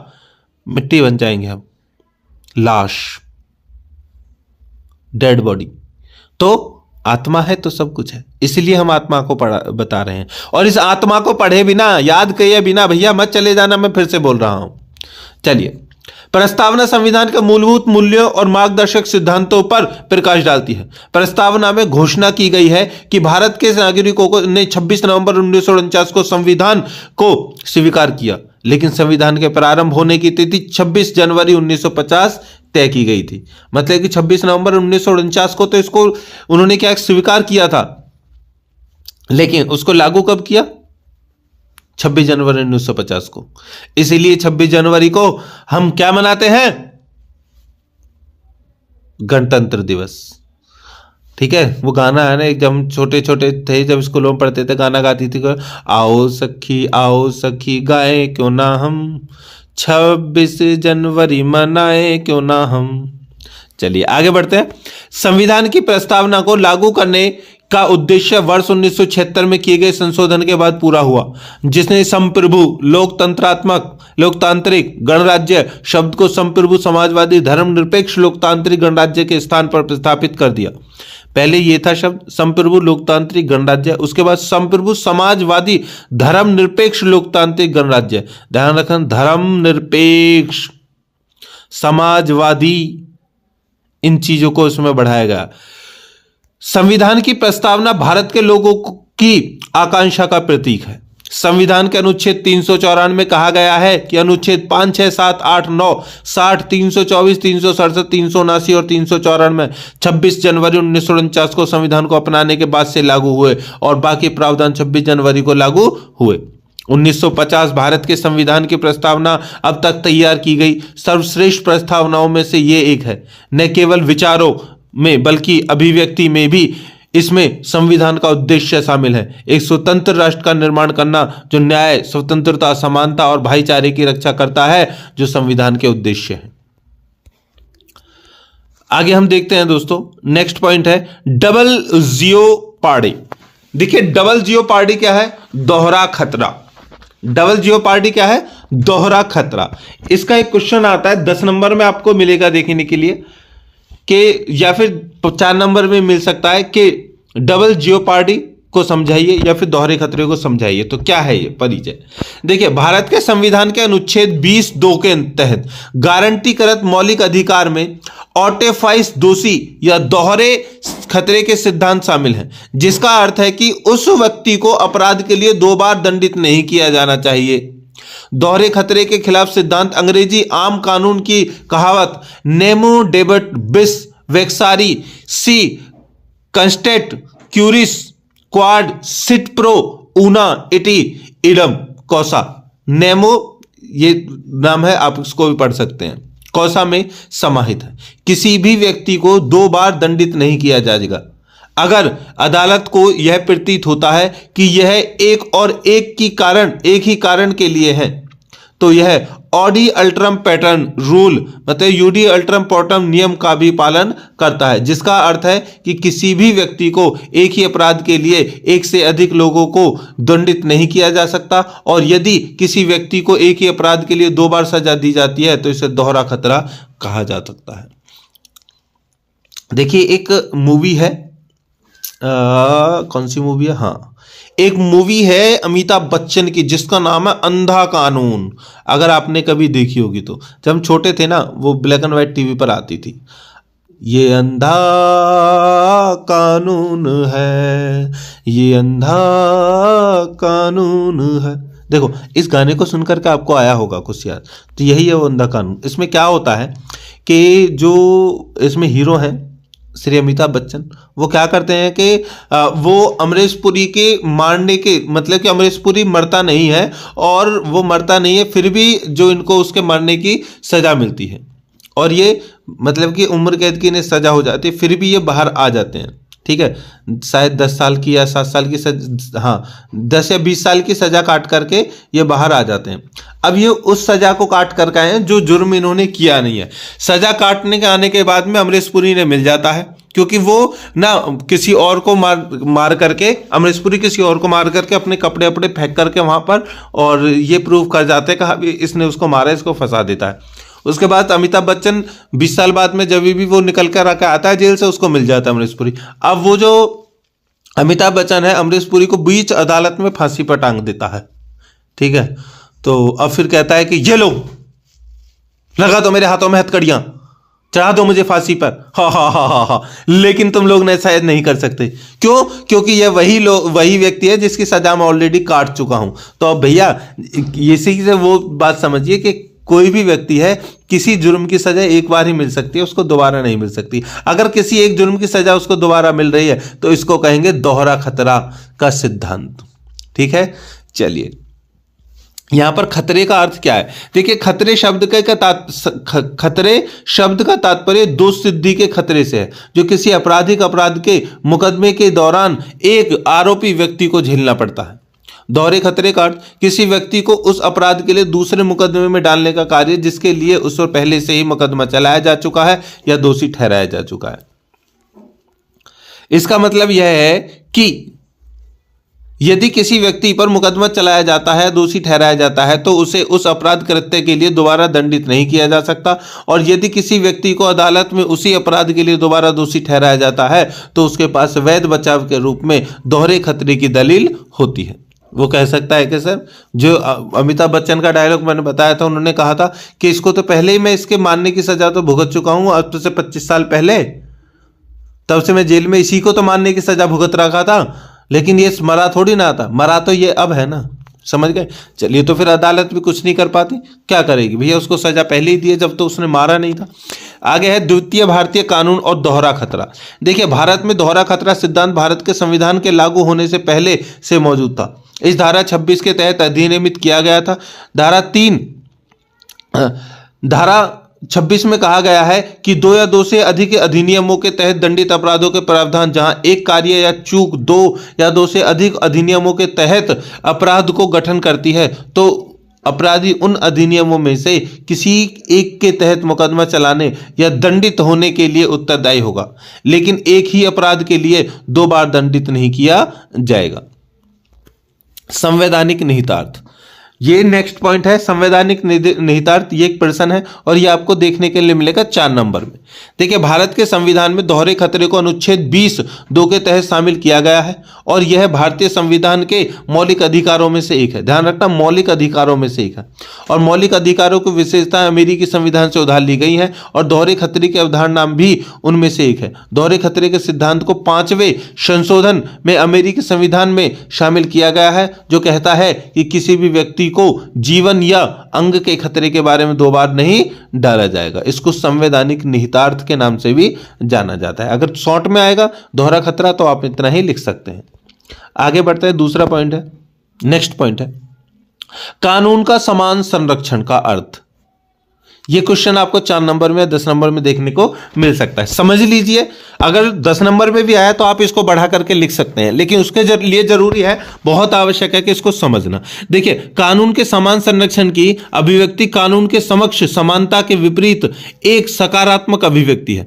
इसका सीधा सा मतलब यह है कि समान परिस्थितियों में सभी व्यक्तियों को समान अधिकार और दायित्व दिए जाएंगे।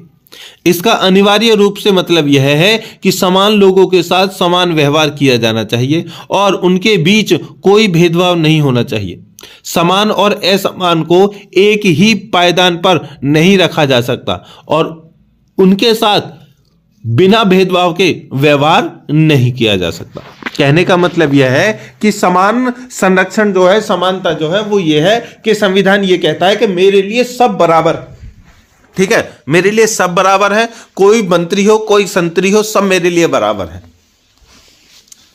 कानून जो है वो सबके लिए समान है। अगर कोई भी जुर्म करता है तो कोई अनपढ़ हो, गरीब हो, कोई भी हो, उसको भी इतनी सजा मिलेगी। कोई पढ़ा लिखा हो, देश का प्रधानमंत्री हो, कोई भी, उसको भी इतनी सजा मिलेगी। वो अलग बात है कि कभी कभी ऐसा होता है कि कभी कभी ने मोस्टली ऐसा ही होता है कि पैसे के सामने कानून भी फीका पड़ जाता है। चलिए, आगे है अल्पसंख्यक। अल्पसंख्यक को इंग्लिश में कहते हैं माइनॉरिटी। देखिए, संविधान में अल्पसंख्यक शब्द का उल्लेख केवल 2 अवसरों पर अनुच्छेद 29 और अनुच्छेद 30 में किया गया है, लेकिन यह कहीं भी इस शब्द को परिभाषित नहीं करता है और इसे परिभाषित करने का कोई प्रयास नहीं किया गया है। यह निर्धारित करना केंद्र सरकार के विवेक पर छोड़ दिया गया है कि अल्पसंख्यक क्या है, और उन्होंने पाया कि भारत में 5 धार्मिक अल्पसंख्यक इस बात की परवाह नहीं करते हैं कि ये अल्पसंख्यक वास्तव में कुछ राज्यों में बहुसंख्यक हैं। संयुक्त राष्ट्र द्वारा दी गई परिभाषा है कोई भी समूह या समुदाय जो सामाजिक, राजनीतिक और आर्थिक रूप से गैर प्रमुख और जनसंख्या में हीन है। हीन का मतलब कम है, हीन का मतलब जनसंख्या में बहुत कम है, अल्पसंख्यक कहलाएगा। ठीक है, आगे बढ़ें। इस बात को अभी हम दोबारा से मैं इसको समझा देता हूं। देखिए, हमारे भारत में कई धर्म हैं, हिंदू, मुस्लिम, सिख, बुद्ध, जैन। सबसे जो बड़ी आबादी है वो हिंदू धर्म के, तकरीबन 85 के समथिंग। उसके बाद नहीं, 85 ना, अब नहीं है, कम है, अब तो कम है, 70% के करीब हिंदू, तकरीबन 22 या 25 के समथिंग में मुस्लिम। ठीक है, उसके बाद में 2% सिख, 1 पॉइंट कुछ परसेंट, 3%, इस तरह से करके। कहने का मतलब यह है कि हिंदू धर्म जो है वो बहुसंख्यक है, बाकी जितने भी धर्म हैं उन सबको माइनॉरिटीज माना गया है।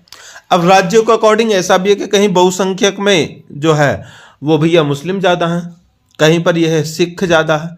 तो भारत के लेवल से तो हिंदू बहुसंख्यक है। अब राज्य के अनुसार तो उनकी भैया जनगणना देखनी पड़ेगी कि किस राज्य में कौन से धर्म के लोग ज़्यादा हैं। जिस धर्म के लोग सबसे ज़्यादा हैं उसको बहुसंख्यक, बाकी सभी को माइनॉरिटीज कहा जाता है। समझ में आ गया। चलिए, इनमें माइनॉरिटीज में उदाहरण को बताएं, जो जनजातियां होती है ना, ठीक है, उनको माना जाता है। और दूसरी चीज मैं आपको एक चीज और बता दूं कि कुछ उसमें माइनॉरिटीज में ये उनको एससी और एसटी वर्ग को गिनते हैं। ठीक है, मैं आपको एक चीज बता दूं, एससी और एसटी ये दोनों वर्ग ऐसे हैं जिनको तो ना माइनॉरिटीज में रखा जाता है ना बहुसंख्यक में। ना तो इनको बहुसंख्यक हम कह सकते हैं और ना ही हम अल्पसंख्यक कहते हैं। इनको तो उस पायदान में रखा ही नहीं गया है। एक्चुअल में ये दो जातियां ऐसी हैं, इनके साथ में तो इतना अन्याय हुआ है कि इनको गिना ही नहीं गया है। जो पहले हमें मनुस्मृति आपको बताया होगा, ठीक है, मनुस्मृति पढ़ाया है। मनुस्मृति के अकॉर्डिंग 4 धर्म बताए थे। सबसे लास्ट में पायदान पर जो धर्म था वो था शूद्र। ठीक है, तो शूद्र में कौन से धर्म आते हैं? ठीक है, शूद्र में आता है ओबीसी वाले। अब बात रही जो एससी और एसटी वाले थे, ठीक है, इनको तो शूद्रों में भी नहीं रखा गया। ये शूद्रों में एक्चुअली है ही नहीं। ये एक भ्रम है कि शूद्रों में उनको शूद्र कहा जाता है। नहीं नहीं भैया, जो एससी और एसटी वाले जो लोग हैं ये तो शूद्र भी नहीं है, ये उससे भी निचले पायदान पर इनको खचेड़ दिया गया है। इनकी तो कहीं गिनती ही नहीं है, कहने का मतलब यह है। ठीक है, बाकी अब चीज़ें हैं जो थोड़ी सी बदल गई है, संविधान ने सबको बदल दिया है, तो वहां पर नहीं है, लेकिन अभी भी इन चीज़ों को पहले संविधान से पहले ये चीज़ थी। चलिए आगे बढ़ते हैं। पृथक्करण का सिद्धांत। पृथक्करण का सिद्धांत ऊपर थोड़ा सा परिभाषित किया था, थोड़ा सा और बता देते हैं। देखिए, यह सिद्धांत है जो संविधान में निहित मौलिक अधिकारों की रक्षा करता है। इसे पृथक्करण के सिद्धांत के रूप में भी जाना जाता है। इसका उल्लेख अनुच्छेद 13 में किया गया है, जिसके अनुसार संविधान के प्रारंभ होने से पहले भारत में लागू किए गए सभी मौलिक अधिकारों व प्रस्तावना के साथ असंगतता की सीमा तक शून्य होंगे। इसका तात्पर्य यह है कि कानून के केवल वे हिस्से जो असंगत हैं उन्हें शून्य माना जाएगा, नहीं कि पूरे कानून को। केवल वे प्रावधान जो मौलिक अधिकारों से असंगत है वही शून्य होंगे। नेक्स्ट है दोस्तों ग्रहण का सिद्धांत। देखिए, ग्रहण का सिद्धांत 4 नंबर में आपको देखने के लिए मिलेगा। इस सिद्धांत में कहा गया है कि मौलिक अधिकारों का उल्लंघन करने वाला कोई भी कानून शुरू से ही शून्य या शून्य नहीं है, बल्कि केवल गैर परिवर्तनीय है। यानी यह मृत नहीं है बल्कि निष्क्रिय है।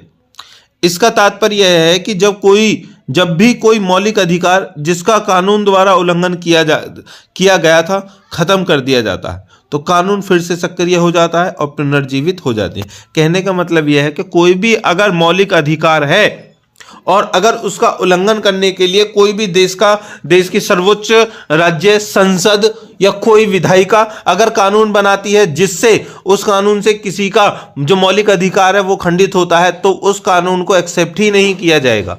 कानून बन भी गया तो भी उसको शून्य ही माना जाएगा। ये संविधान के अकॉर्डिंग है, क्योंकि संविधान में मौलिक अधिकारों को कुछ भी नहीं कर सकता कोई। ध्यान देने योग्य एक बात और है कि ग्रहण का सिद्धांत केवल पूर्व संवैधानिक कानूनों, ऐसे कानून जो संविधान लागू होने से पहले बनाए गए थे पर लागू होता है, न कि संवैधानिक कानून के बाद। तो ग्रहण करने वाला जो सिद्धांत है वो जब संविधान नहीं था उससे पहले जो ये कानून बने थे उनको जो ग्रहण करने वाले जो प्रथा चल रही है उसको खत्म करने के लिए है या फिर उनको मानने के लिए। नए कानून जो बना है उसमें तो अभी तक ऐसा कोई कानून नहीं बना है। अगर बनता है तो उससे पहले ही वो खत्म कर दिया जाता है। इसका मतलब यह है कि कोई भी संवैधानिक कानून जो मौलिक अधिकार का उल्लंघन करता है वह शुरू से ही अमान्य होगा, उसको कोई भी मान्यता नहीं दे सकता। यह ग्रहण का सिद्धांत है। ओके, चलिए नेक्स्ट, मौलिक अधिकार। अनुच्छेद 12 से 35 भारतीय संविधान का भाग 3। अब हम यहां पर पढ़ेंगे दोस्तों मौलिक अधिकार। हमारी वीडियो का सबसे क्रूशियल पार्ट स्टार्ट होने वाला है। ये मौलिक अधिकार अपने आप में कम से कम 30 से 40 नंबर समाये हुए, ध्यान रखना।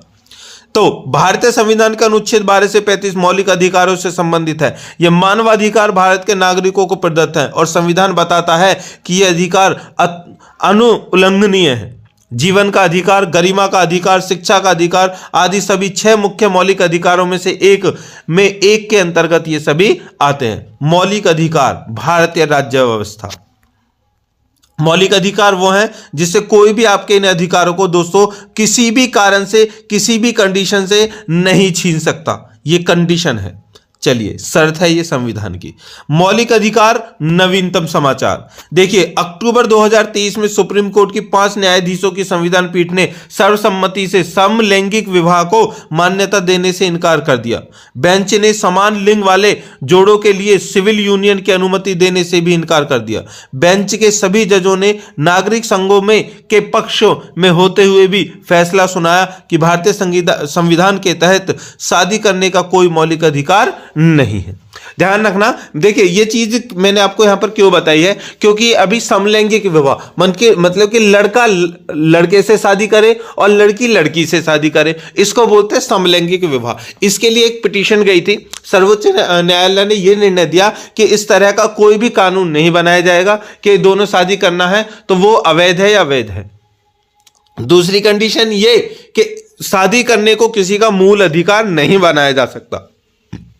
ठीक है, क्योंकि अगर शादी करने का मूल अधिकार बना दिया तो देश में कितने लोग हैं जो कुंवारे हैं। ठीक है, हमारे मुख्यमंत्री आदित्य योगीनाथ, नरेंद्र मोदी, ये सभी हैं जो विवाह इन्होंने नहीं किया। अगर मूल अधिकार बना दिया गया तो उनको फिर शादी करनी पड़ेगी है क्या नहीं।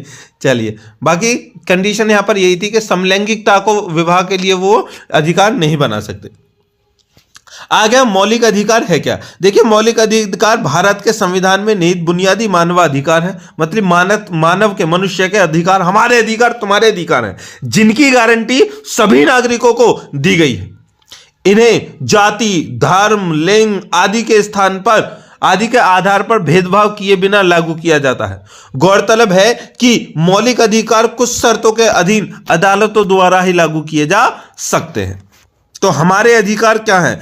अब आप क्रूशियल पार्ट मैंने इसलिए बोला था कि यहां से आप सभी हालांकि जानते होंगे, नहीं भी जानते होंगे, आज के बाद में यह जान लेंगे कि तुम्हारा इस देश पर हक क्या है, तुम्हारे इस देश में तुम्हारे अधिकार हैं क्या। देखिए, सबसे पहली बात कि इन्हें मौलिक अधिकार कहा जाता है। इन अधिकारों को 2 कारणों से मौलिक अधिकार कहा जाता है। वे संविधान में निहित जो संविधान में हो, लिखित हो, निहित हो और जो गारंटी देते हैं, वे न्याय योग्य अदालतों द्वारा परिवर्तनीय हैं। उल्लंघन के मामले में कोई व्यक्ति अदालत का दरवाजा खटखटा सकता है। मतलब किसी को लगता है कि कहीं पर उनके अधिकारों का हनन हो रहा है तो अदालत का दरवाजा खटखटा सकता है।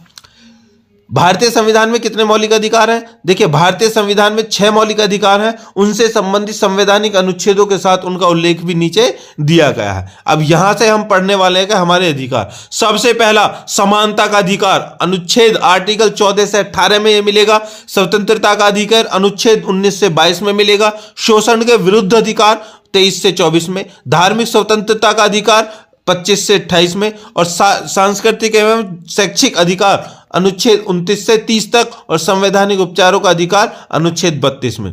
अब 32 कै को हटा दिया गया है, जो संपत्ति का मौलिक अधिकार था, ठीक है, उसको बिल्कुल ही खत्म कर दिया है। इसकी जगह पर धारा अनुच्छेद 300 कै बना दिया गया है, जिसमें कहा गया है सरकार ने कि किसी भी व्यक्ति की अगर जमीन सरकार अधिग्रहण में लेती है तो कानून के तहत लेगी और उसका उचित मुआवजा उसको देगी, तभी वो ले सकती है। ठीक है, चलिए, इनके बारे में पता चलेगा। लेकिन जो ऊपर वाले जो 6 कानून है उनको तो पढ़ना जरूरी है ना। अभी मेन तो यही है ना, क्योंकि ये आपको बनाएंगे बेस आपका। देखिए, भारतीय संविधान में एक और मौलिक अधिकार था, यानी संपत्ति का अधिकार। हालांकि 44वें संवैधानिक संशोधन द्वारा इस अधिकार को मौलिक अधिकारों की सूची से हटा दिया गया है। ऐसा इसलिए था क्योंकि अधिकार समाजवाद के लक्ष्य को प्राप्त करने और लोगों के बीच धन संपत्ति को न्यायसंगत रूप से वितरित करने की दिशा में बाधा साबित हुआ। क्या संपत्ति का अधिकार संवैधानिक अधिकार या कानूनी अधिकार है। देखिए, संपत्ति का अधिकार अब एक कानूनी अधिकार है, मौलिक अधिकार नहीं है। ये अब भारत के कितने, केवल 6 मौलिक अधिकार हैं। चलिए, अब इस खंड में हम पढ़ने वाले हैं कि भारत के अधिकारों को सूचीबद्ध करते हैं और उनमें से प्रत्येक का संक्षेप में वर्णन यहां पर हम करेंगे। किसको, जो 6 मौलिक अधिकार। सबसे पहला है दोस्तों समानता का अधिकार। देखिए, पर्टिकुलर अलग अलग अधिकार, ये 4 नंबर पेपर में 4 नंबर का जो क्वेश्चन है उसमें बनकर कोई सा भी एक अधिकार आएगा, ध्यान रखना। समानता का अधिकार 14 से 18 तक। देखिए समानता का अधिकार भारतीय संविधान के महत्वपूर्ण मौलिक अधिकारों में से एक है, जो धर्म, लिंग, जाति, नस्ल या जन्म स्थान की परवाह किए बिना सभी के लिए समान अधिकारों की गारंटी देता है। यह सरकार में समान रोजगार के अवसर सुनिश्चित करता है और जाति, धर्म आदि के आधार पर रोजगार के मामलों में राज्य द्वारा भेदभाव के खिलाफ बीमा करता है। इस अधिकार में उपाधियों के साथ साथ अस्पृश्यता का भी उन्मूलन भी शामिल है। ध्यान रखना, अब इसमें क्या आ गया भैया, सभी का अधिकार है कि जो चाहे, जो जहां भी, जिस भी तरह से रोजगार कर सकता है, काम कर सकता है। धर्म, जाति, लिंग किसी के आधार पर किसी के साथ में कुछ गलत नहीं किया जाएगा। सब समान नागरिक हैं, देश के सब समान नागरिक हैं। ध्यान रखना, देश के सब समान नागरिक हैं। दूसरा अधिकार है दोस्तों स्वतंत्रता का अधिकार। पहले का मतलब था किसी को छोटा बड़ा, ऊंचा नीचा किसी भी आधार पर नहीं माना जाएगा, सब समान है। दूसरा है स्वतंत्रता का अधिकार, इसमें 19 से 22 में मिलता है। देखिए स्वतंत्रता किसी भी लोकतांत्रिक समाज द्वारा पोषित सबसे महत्वपूर्ण आदर्शों में से एक है। भारतीय संविधान नागरिकों को स्वतंत्रता की गारंटी देता है। संविधान के अधिकार में कई अधिकार शामिल हैं। जो ये है स्वतंत्रता का अधिकार, इसमें भी कई अधिकार शामिल है। कौन कौन से? नंबर 1 अभिव्यक्ति की स्वतंत्रता। दूसरा बिना हथियार के एकत्र होने की स्वतंत्रता। संघ की स्वतंत्रता, किसी भी पेशे को, मतलब कोई भी कार्य करने की, किसी पेशे को अपनाने की स्वतंत्रता। और देश के किसी भी हिस्से में रहने की स्वतंत्रता। यहां पर ये 5 चीजें आपको मिलती हैं स्वतंत्रता का अधिकार में। चलिए आगे है, इनमें से कुछ अधिकार राज्य सुरक्षा, सार्वजनिक नैतिकता और शालीनता और विदेशी देशों के साथ मैत्रीपूर्ण संबंधों को कुछ शर्तों के अधीन है। इसका मतलब यह है कि किसी राज्य को उन पर उचित प्रतिबंध लगाने का भी अधिकार हो सकता है। अगर कहीं पर आप कुछ गलत पकड़े गए और आप किसी गलत में शामिल हो गए और ये साबित हो गया तो आपके ये अधिकार छीन लिए जाएंगे, इस बात का भी ध्यान रखना। नेक्स्ट है शोषण के विरुद्ध अधिकार, अनुच्छेद 23 से 24। देखिए इस अधिकार का तात्पर्य मानव तस्करी, बेगार और अन्य प्रकार के जबरन श्रम पर रोक लगाना है। इसका तात्पर्य कारखानों आदि में बच्चों के रोजगार पर प्रतिबंध लगाना भी है। संविधान खतरनाक परिस्थितियों में 14 वर्ष से कम उम्र के बच्चों के रोजगार पर प्रतिबंध लगाता है। शोषण के विरुद्ध अधिकार मतलब जैसे पहले होता था ना कि जो बड़े लोग होते थे छोटे लोगों से बहुत सारे काम करवाते थे और उन्हें पैसा भी नहीं देते थे, ये सारी चीजें खत्म कर दी गई। जिसका भी जैसा मन है वो वहां पर काम कर सकता है, कोई भी अपना वर्क कर सकता है। आगे है धार्मिक स्वतंत्रता का अधिकार, 25 से 28। ध्यान रखना, मेन पॉइंट आ गया है आपके लिए। जो भी देश में करंट चल रहा है, वायरल कहते हैं ना, वायरस ट्रेंडिंग, धर्म ट्रेंडिंग में चल रहा है ना। चलिए देखिए, यह भारतीय राजनीति की धर्मनिरपेक्ष प्रकृति को इंगित करता है। वहां सभी धर्मों को समान सम्मान दिया जाता है। इसमें विवेक, व्यवसाय, आचरण और धर्म के प्रसार की स्वतंत्रता है। राज्य का कोई आधिकारिक धर्म नहीं है। ध्यान रखना, राज्य का कोई भी आधिकारिक धर्म है ही नहीं। प्रत्येक व्यक्ति को स्वतंत्र रूप से अपने विश्वास का पालन करने और धार्मिक और धर्मार्थ संस्थानों की स्थापना और रखरखाव करने का भी अधिकार है। समझ में आ गया? मतलब कि धार्मिक स्वतंत्रता का मतलब यह है मैं किसी भी धर्म को मान सकता हूं, हिंदू, मुस्लिम, सिख, ईसाई, जैन, पारसी, किसी भी धर्म को मैं मान सकता हूं, मेरी मर्जी, कोई मुझे रोक नहीं सकता है। आगे सांस्कृतिक और शैक्षिक अधिकार, 29 से 30। सबसे क्रूशियल पार्ट ऑफ द अधिकार, इन अधिकारों का सबसे क्रूशियल पार्ट यह है कि यही आपको सबसे अलग और नेक बना सकता है। देखिए ये अधिकार धार्मिक, सांस्कृतिक और भाषाई अल्पसंख्यकों को उनकी हिरासत और संस्कृति को संरक्षित करने की सुविधा प्रदान करके उनके अधिकारों की रक्षा करते हैं। तथा शैक्षिक अधिकार बिना किसी भेदभाव के सभी के लिए शिक्षा सुनिश्चित करने के लिए है। मतलब कि अपनी संस्कृति को कोई भी बचा सकता है। दूसरा, अपने जो शिक्षा का अधिकार है, भैया कहीं भी किसी भी जगह जाकर के वो पढ़ाई कर सकता है, किसी भी शिक्षा को ग्रहण कर सकता है। एक समय दोस्तों था ऐसा, ये जो अधिकार है वो क्यों बना? एक समय ऐसा था जहां पर भारत में ना तो स्त्री वर्ग को शिक्षा लेने का और देने का, ग्रहण करने का अधिकार था, और ना ही निचले वर्ग को, ठीक है, ना ही निचले वर्ग को, जिनको अभी SC और ST कहते हैं ना, उनको। इन दो वर्ग ऐसे थे संविधान से पहले कि इनको शिक्षा ग्रहण करने का अधिकार ही नहीं था। चलिए आगे बढ़ते हैं। संविधान उपचारों का अधिकार, देखिए यदि नागरिक के मौलिक अधिकारों का उल्लंघन होता है तो संविधान उपचारों की गारंटी देता है। सरकार किसी के अधिकारों का हनन या उन पर अंकुश नहीं लगा सकती। जब इन अधिकारों का उल्लंघन होता है तो पीड़ित पक्ष अदालत का दरवाजा खटखटा सकता है। नागरिक सीधे सर्वोच्च न्यायालय भी जा सकते हैं, जो मौलिक अधिकारों को लागू करने के लिए रिट जारी कर देता है। कहने का मतलब यह है दोस्तों कि संवैधानिक उपचार मतलब कि अगर सरकार या फिर कोई व्यक्ति कोई भी हो, अगर तुम्हारे अधिकारों का हनन हो रहा है तो आप एक रिट याचिका दायर कर सकते हैं और अपने अधिकारों को पुनः वापस पा सकते हैं। चलिए, मौलिक अधिकारों की विशेषताएं क्या है? मौलिक अधिकार उनके लागू होने के तरीके में सामान्य कानूनी अधिकारों से भिन्न होते हैं। यदि किसी कानूनी अधिकार का उल्लंघन होता है तो पीड़ित व्यक्ति निचली अदालत को दरकिनार कर सीधे सुप्रीम कोर्ट नहीं जा सकता, उसे पहले निचली अदालत में संपर्क करना चाहिए। कुछ मौलिक अधिकार सभी नागरिकों के लिए उपलब्ध है, जबकि बाकी सभी व्यक्तियों, नागरिकों और विदेशियों के लिए है। मौलिक अधिकार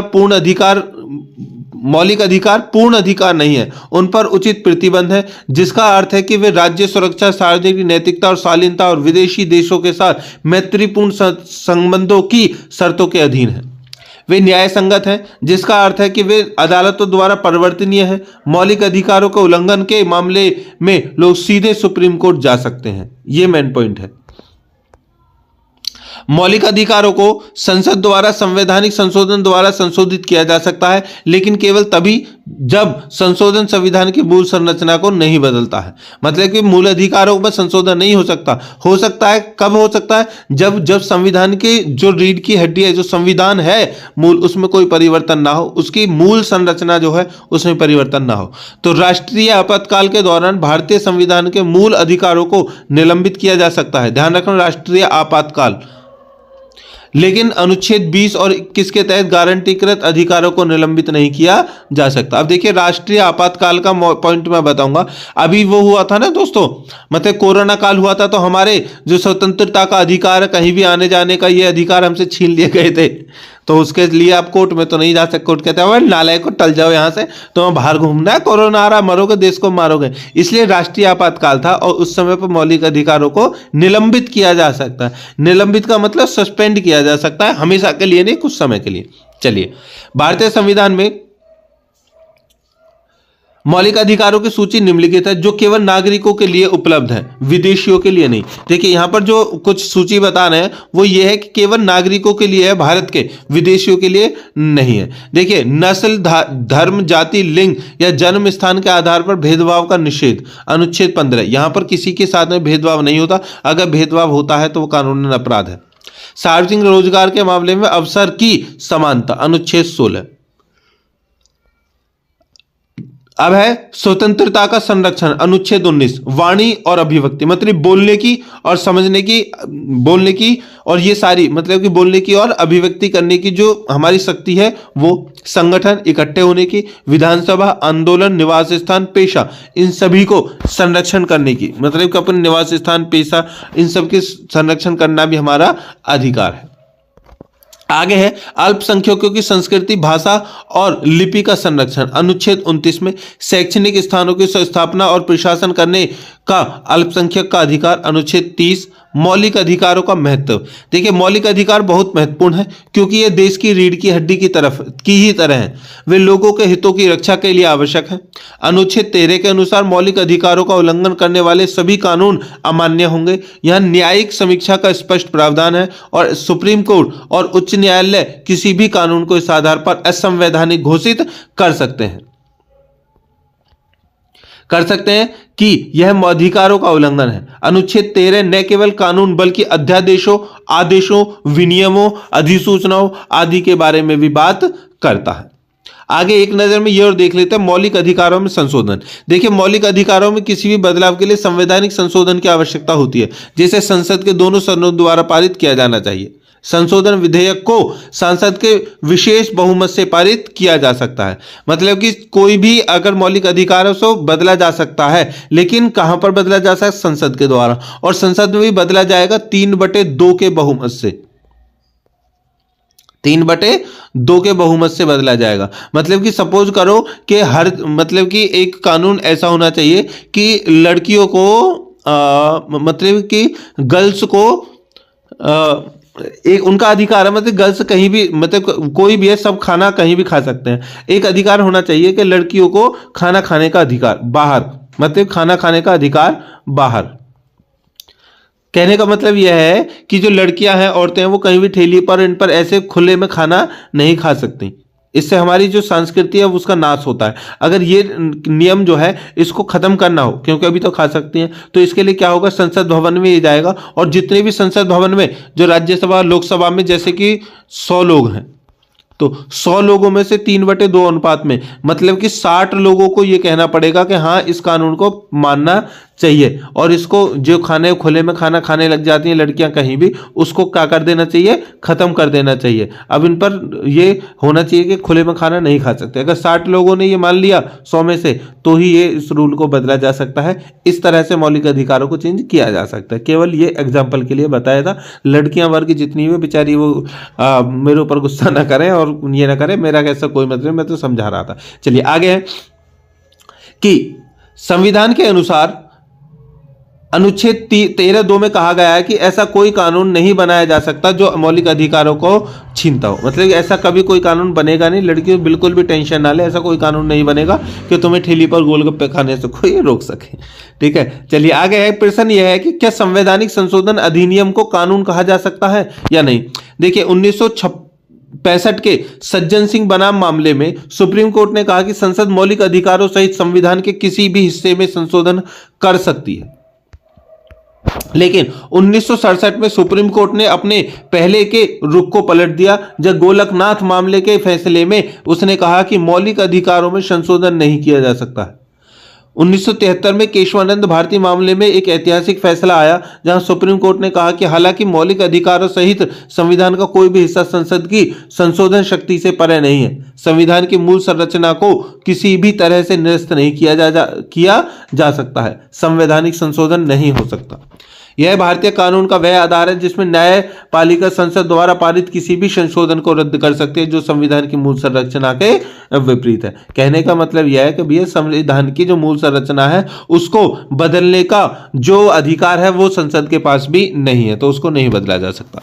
अब 1981 में सुप्रीम कोर्ट ने मूल संरचना सिद्धांत को दोहराया और इसमें 24 अप्रैल 1973 यानी केशवानंद भारती फैसले की तारीख के रूप में एक ऐसी सीमा रेखा खींची और कहा कि उस तारीख से पहले हुए संविधान में किसी भी संशोधन की वैधता को फिर से खोलने के लिए इसे पूर्वव्यापी रूप से लागू नहीं किया जा सकता। अब ध्यान रखना दोस्तों कि 2-3 मामले ये ऐसे हैं जिनको आपको पढ़ना पड़ेगा। कौन सा? एक तो यह है केशवानंद भारती, एक गोलकनाथ।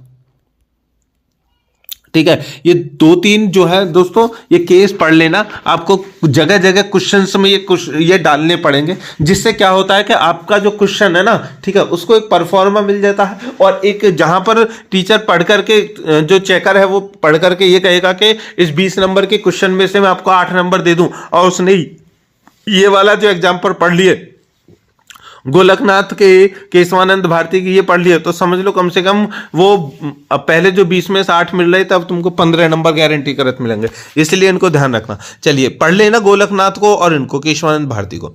आगे है मौलिक अधिकार और कर्तव्य में अंतर क्या है। यह क्वेश्चन आ सकता है कि मौलिक अधिकार और कर्तव्यों में अंतर बताइए। देखिए मौलिक अधिकार इस देश के लोगों के लिए उपलब्ध अधिकार है, जबकि मौलिक कर्तव्य नागरिकों के दायित्व हैं। इंदिरा गांधी सरकार द्वारा 42वें संविधान संशोधन अधिनियम 1976 द्वारा भारतीय संविधान में मौलिक कर्तव्य जोड़े गए थे। मौलिक अधिकार और मौलिक कर्तव्य भारतीय संविधान की 2 महत्वपूर्ण अवधारणाएं हैं, जबकि मौलिक अधिकार वे अधिकार हैं जो व्यक्तियों को किसी विशेष देश के नागरिक होने के आधार पर प्राप्त होते हैं। मौलिक कर्तव्य वे जिम्मेदारियां हैं जो नागरिकों को अपने देश और साथी नागरिकों के प्रति होती हैं। यहां दोनों के बीच कुछ प्रमुख अंतर हैं। क्या है? सबसे पहला जो अंतर है वो है प्रकृति। देखिए 20 नंबर का क्वेश्चन है जो हम आपको बता रहे हैं, मौलिक अधिकार मौलिक कर्तव्य क्या है उनके अंतर। तो प्रकृति, देखिए मौलिक अधिकार कानूनी अधिकार है जो किसी देश के संविधान में निहित है। यह अधिकार व्यक्तियों के हितों की रक्षा करने और उन्हें सुरक्षा का और समानता की भावना प्रदान करने के लिए है। दूसरी ओर मौलिक कर्तव्य नागरिकों से अपने देश और साथी नागरिक के प्रति अपेक्षित नैतिक और नैतिक दायित्व है। मतलब कि एक कर्तव्य है और एक उनके अधिकार है। अधिकार उनको संविधान से मिले हैं और कर्तव्य वो अपनी तरफ से दूसरों को दे रहे हैं। ध्यान रखना। आगे परिवर्तन, मौलिक अधिकार कानून की अदालतों के माध्यम से लागू किए जा सकते हैं। यदि किसी व्यक्ति के मौलिक अधिकारों का उल्लंघन होता है तो वे कानून का सहारा ले सकते हैं और अदालतें उचित उपाय प्रदान कर सकती हैं। हालांकि मौलिक कर्तव्यों को उसी तरह लागू नहीं किया जा सकता है। हालांकि नागरिकों से अपने मौलिक कर्तव्यों को पूरा करने की अपेक्षा की जाती है, लेकिन ऐसा करने में विफल रहने पर कोई भी कानूनी प्रतिबंध नहीं है। कहने का मतलब है अगर किसी का मौलिक अधिकार का अगर हनन हो रहा है तो जो हनन कर रहा है उसको सजा मिलेगी, लेकिन कर्तव्य जो है, ठीक है, मौलिक कर्तव्य जो है अगर उनको कोई पूरा नहीं करता है तो उसके लिए कोई सजा का प्रावधान नहीं है। हालांकि देश और ये जो सरकार है कोई भी वो चीज चाहती है कि मौलिक कर्तव्य जो है वो निभाए जाएं, अपेक्षा करती है कि हाँ वो इस विश्वास से कहते हैं कि हमारा देश के नागरिक हैं वो कर्तव्यों को पूरा करेंगे।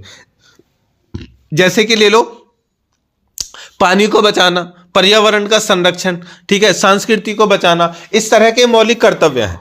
चलिए आगे लक्ष्य, मौलिक अधिकारों का ध्यान व्यक्तियों के हितों की रक्षा करना और उनकी भलाई सुनिश्चित करना है। दूसरी ओर मौलिक कर्तव्य सामूहिक भलाई को बढ़ावा देना और सुनिश्चित करने का केंद्रित है कि नागरिक अपने देश के कल्याण में योगदान दे। आगे राज्य के नीति निर्देशक सिद्धांतों और मौलिक अधिकारों के बीच संबंध। अब तक ऊपर चल रहा था राज्य के जो थे मौलिक अधिकार और मौलिक कर्तव्य। अब यहां से चलेंगे राज्य के नीति निर्देशक तत्व और मौलिक अधिकारों के बीच में संबंध। मौलिक अधिकार संविधान के भाग 3 में अनुच्छेद 12 से शुरू होकर अनुच्छेद 35 तक निहित है और ऐसा माना जाता है कि इस संबंध में संविधान निर्माताओं ने संयुक्त राज्य अमेरिका के संविधान यानी बिल ऑफ राइट्स से अपनी प्रेरणा ली है। संविधान के भाग 3 में निहित अधिकार अपने आप में न्यायोग्य मौलिक अधिकारों की एक लंबी और व्यापक सूची को शामिल करते हैं जिन्हें देश की सामान्य अदालतों द्वारा लागू किया जा सकता है। हमारे संविधान के भाग 3 में निहित ये मौलिक अधिकार दुनिया की किसी भी अन्य देश की तुलना में कहीं अधिक व्यापक, विस्तृत, मतलब बड़े और विशाल है। यहां तक कि जहां से इसे उधार लिया गया है वहां से भी ये बड़े हैं। देखिए मौलिक अधिकार जो हैं वो अभी मैंने बता दिया। मैं आपको यहां पर एक 3 चीज बताने वाला हूं। नंबर 1, मौलिक अधिकार।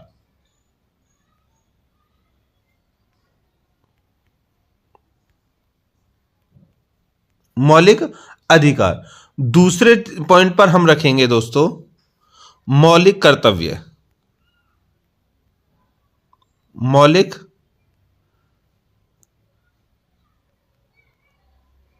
कर्तव्य। और तीसरे स्थान पर अब जो हम पढ़ रहे हैं, ठीक है, हम लिखेंगे तीसरे स्थान पर राज्य के नीति निर्देशक तत्व या फिर कर्तव्य। अब देखिए 3 चीजें हो गई, थोड़ा ध्यान से देखना। मौलिक कर्तव्य हो गए, मौलिक अधिकार हो गए, मौलिक कर्तव्य हो गए और राज्य के नीति निर्देशक तत्व हो गए। अब तीनों को क्या है, तीनों का अंतर क्या है? देखिए मौलिक अधिकार वो हैं जो हमारे अधिकार है, जो हमने पढ़े थे, जीने का अधिकार, खाने का अधिकार, पीने का अधिकार, अपने हक के लिए, ठीक है, लड़ने का भी अधिकार, मौलिक अधिकार। मौलिक कर्तव्य क्या है? मौलिक कर्तव्य है देश के प्रति, लोगों के प्रति, संस्कृति के प्रति दया भाव रखना। कोई अगर भूखा व्यक्ति है और वो निसहाय है, बेकार है बिल्कुल, वो आपसे कुछ मदद मांगता है तो आपसे अगर हो सकती है तो उसकी मदद करें। प्यासे को पानी पिलाना, रास्ता पार करवाना, ये सभी मौलिक कर्तव्य हैं। पर्यावरण को संतुलित बनाए रखना, सब जगह पर गंदगी ना करना, पेड़ पौधों को बचाना, पानी को बचाना, ये सभी क्या है? मौलिक कर्तव्य। अब तीसरे पॉइंट पर स्टार्ट है राज्य के नीति निर्देशक तत्व। अब राज्य के नीति निर्देशक तत्व वो हैं दोस्तों कि जो राज्य को को हमारे लिए काम करना है। राज्य जो की ड्यूटी है, जो हमारे लिए काम करती है, अब वो कर्तव्य हमें वो अपने आप खुद नहीं देंगे, वो हमें लेने पड़ेंगे। कौन कौन से कर्तव्य?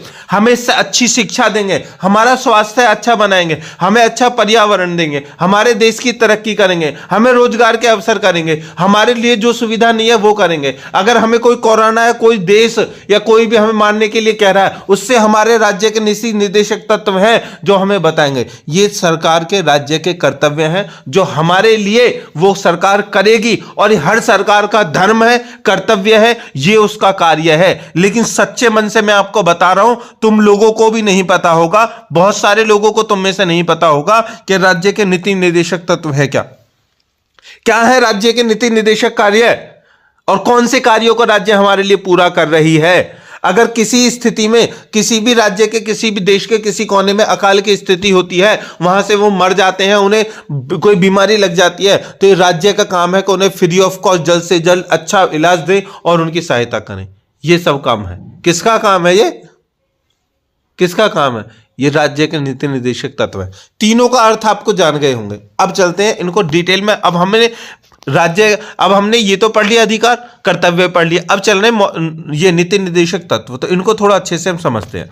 देखिए, इतना मैंने बता दिया तीनों में अंतर करके, ताकि आपको पता हो, और तीनों के तीनों पॉइंट इंपॉर्टेंट है और तीनों में से क्वेश्चन बनेगा आपको। ठीक है, चलिए देखिए, इस लेख से दूसरी ओर हम यह पता लगाएंगे कि राज्य के नीति निर्देशक सिद्धांत या डीपीएसपी का मतलब direct principles of state policy के रूप में संदर्भित है। तो भारत के संविधान के भाग 4 में अनुच्छेद 35 से 31 में शामिल है। इस स्तर पर यह स्पष्ट है कि भाग 4 के संबंध में भारत के संविधान के निर्माताओं ने 1937 के आयरिश संविधान की धारा 45 से निर्देशक सिद्धांतों का विचार और अवधारणा ली है और बदले में इसकी नकल की है। स्पेनिश संविधान से डॉक्टर बी.आर. अम्बेडकर द्वारा कहे गए राज्य के नीति निर्देशक सिद्धांत या उपन्यास विशेषताएं राज्य को आदर्श और सिफारिशों के साथ प्रतीक और निर्देशित करते हैं, जैसा कि संविधान के अनुच्छेद 12 में परिभाषित किया गया है, जिन्हें नीतियां बनाते और कानून बनाते समय ध्यान में रखा जाना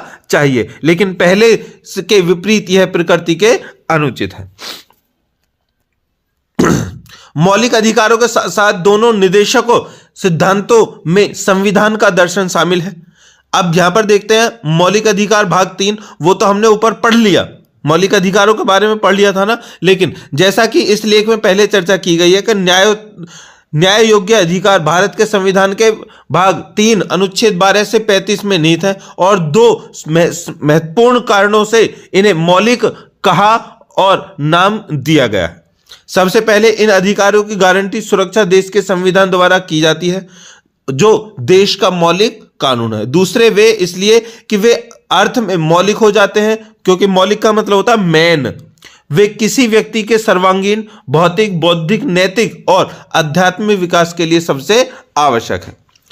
प्रारंभ में, स्टार्ट में और मूल रूप से लगभग 7 मौलिक अधिकार थे, लेकिन जमींदारी अधिनियम 1950 के उन्मूलन के बाद उनकी संख्या घटकर लगभग 6 हो गई। तो ये तो आपने पहले पढ़ लिया था, अब मैंने भी पढ़ लिया। अब चलते हैं दोस्तों राज्य के नीति निर्देशक तत्व, जिनको हम डिटेल में पढ़ेंगे। राज्य के नीति निर्देशक तत्व भाग 4, मतलब कि अब तक हमने संविधान का आर्टिकल 1 से लेकर के, ठीक है, और 32 तक पढ़ लिया है। अब हम पढ़ेंगे 32 कैसे लेकर के, ठीक है, और आगे के आर्टिकल्स। इसमें देखिए, राज्य के नीति निर्देशक सिद्धांत या डीपीएसपी जैसा कि संविधान के भाग 4 में उल्लेखित है, जैसा कि इस लेख में पहले चर्चा की गई, राज्य के लिए विधायी, प्रशासनिक और कार्यकारी मामलों के आदर्शों को ध्यान में रखने के लिए संवैधानिक निर्देश या सिफारिशें हैं। कानून बनाते और अधिनियमित करते समय इनका उल्लेख किया जाता है। इन निर्देशों का महत्व इस तथ्य से स्पष्ट हो जाता है कि कई मामलों में ये निर्देशक सिद्धांत गैर न्याय संगत प्रकृति के हुए भी किसी कानून की संवैधानिक वैधता निर्धारित करने में अदालत की मदद करते हैं। इन निर्देशों को अक्सर 3 व्यापक श्रेणियों में वर्गीकृत किया जाता है। मतलब कि राज्य के जो निदेशक, नीति निदेशक सिद्धांत हैं, उनको 3 जो कैटेगरी है उनमें डिवाइड किया गया है। कौन कौन सी वो कैटेगरी है? नंबर 1 है दोस्तों समाजवादी सिद्धांत। नंबर 1 समाजवादी सिद्धांत, नंबर 2 गांधीवादी सिद्धांत और नंबर 3 उदार बौद्धिक सिद्धांत। देखिए, ये सिद्धांत वो है कि राज्य अगर कोई नई पॉलिसी बनाती है, ध्यान रखना पॉलिसी बनती है ना, नई पॉलिसी बनती है, तो वो जो पॉलिसी जो बनेगी दोस्तों, इन जो नीति निर्देशक सिद्धांत हैं इनके अनुसार ही बनेगी, इनको फॉलो करने के बाद ही बनेगी। तो समाजवादी जो पॉलिसी बनती है वो समाजवादी सिद्धांत पर बनती है। क्या है वो सिद्धांत? देखिए, उदाहरण के लिए अनुच्छेद 38, न्याय द्वारा व्याप्त सामाजिक व्यवस्था सामाजिक और आर्थिक राजनीतिक को सुरक्षित करके लोगों के कल्याण को बढ़ावा देना और इस तरह किसी भी प्रकार की असमानताओं को कम करना, चाहे वह आय, स्थिति और अवसर की क्यों ना हो। दूसरा गांधीवादी सिद्धांत ये कहता है कि यह सिद्धांत राष्ट्रीय आंदोलन और संघर्ष के दौरान राष्ट्रपिता महात्मा गांधी द्वारा प्रतिपादित पुनर्निर्माण के कार्यक्रम की विशेषता बताते हैं। उदाहरण के लिए अनुच्छेद 40 ग्राम पंचायत को संगठित करने और उन्हें स्वशासन की इकाइयों के रूप में कार्य करने में सक्षम बनाने के लिए आवश्यक शक्तियां और अधिकार प्रदान करना है। आगे है उदार बौद्धिक सिद्धांत। ये डीपीएसपी मतलब कि डायरेक्ट प्रिंसिपल्स स्टेट पॉलिसी अपने आप में उदारवाद की विचारधारा की कुछ विशेषताओं को शामिल करता है। उदाहरण के लिए अनुच्छेद 50 जो राज्य के सार्वजनिक सेवाओं में न्यायपालिका को कार्यपालिका से अलग करने के लिए राज्य पर दायित्व डालता है। मतलब जो सर्व सामाजिक सबके लिए जो भी कार्य होंगे, जैसे पानी की व्यवस्था करनी या इन व्यवस्था करनी, इनके लिए उनका महत्व होगा। आगे है निर्देशक सिद्धांतों का महत्व।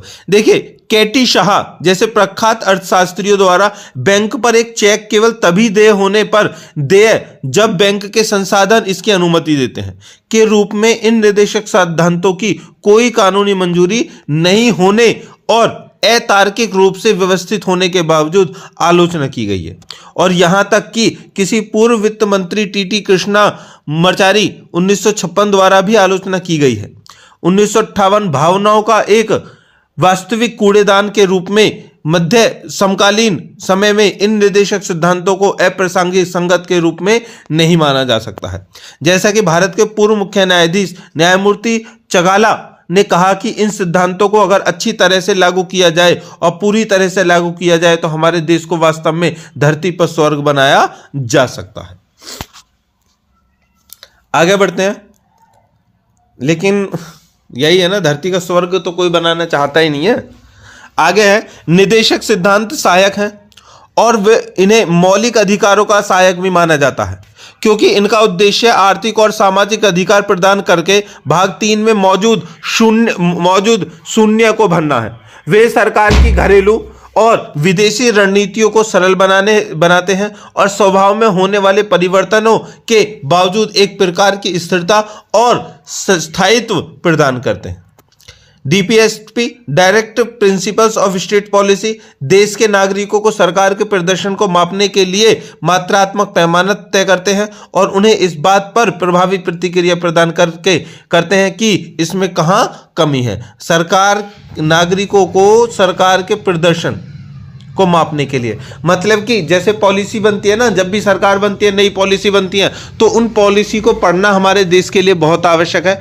मैं अभी भी कह रहा हूं दोस्तों, उन पॉलिसियों को पढ़ो और जो पॉलिसी अगर राज्य की सरकार या जो भी राज्य अच्छी पॉलिसी बना करके आपको उनको पूरा करके दे रहा है, उसी आधार पर उनको वोटिंग दो, उनका करो, क्योंकि सरकार का फैसला सरकार अच्छी है बुरी है ये पॉलिसी ही उसको बताती है। आगे है निदेशक सिद्धांतों और मौलिक अधिकारों के बीच में संघर्ष।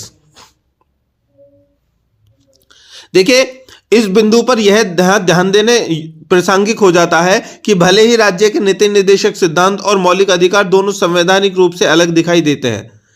अलग क्यों है? देखिए, जो नीति निर्देशक तत्व हैं वो तो सरकार के कार्य हैं, मतलब सरकार के फंडामेंटल ड्यूटीज हैं। जैसे कि नागरिकों की फंडामेंटल ड्यूटीज है ना, मौलिक कर्तव्य, इसी तरह से जो नीति निर्देशक तत्व राज्य सरकार के मौलिक कर्तव्य हैं और जो राज्य हमारे जो मौलिक अधिकार हैं वो अलग है। तो दोनों अलग अलग हुए ना, लेकिन जब हम उनकी ऐतिहासिक उत्पत्ति का पता लगाते हैं तो हम पाते हैं कि दोनों की उत्पत्ति एक ही मूल से हुई है। राज्य के सकारात्मक और नकारात्मक दायित्वों के बीच कोई अंतर नहीं था, लेकिन यह संविधान सभा ही थी जिसने उन्हें अलग किया। हम उपयुक्त मौलिक अधिकार और निर्देशक सिद्धांत दोनों को भारतीय संविधान के अंतरंग और परस्पर जुड़े हुए हिस्से के रूप में ही पाते हैं, क्योंकि सरकार जो भी कानून बनाती है, जो भी वो बनाती है, वो किसके लिए बनाती है? वो लोगों के लिए बनाती है, नागरिकों के लिए बनाती है। ठीक है, तो दोस्तों ये एक वीडियो थी हमारी किसके ऊपर?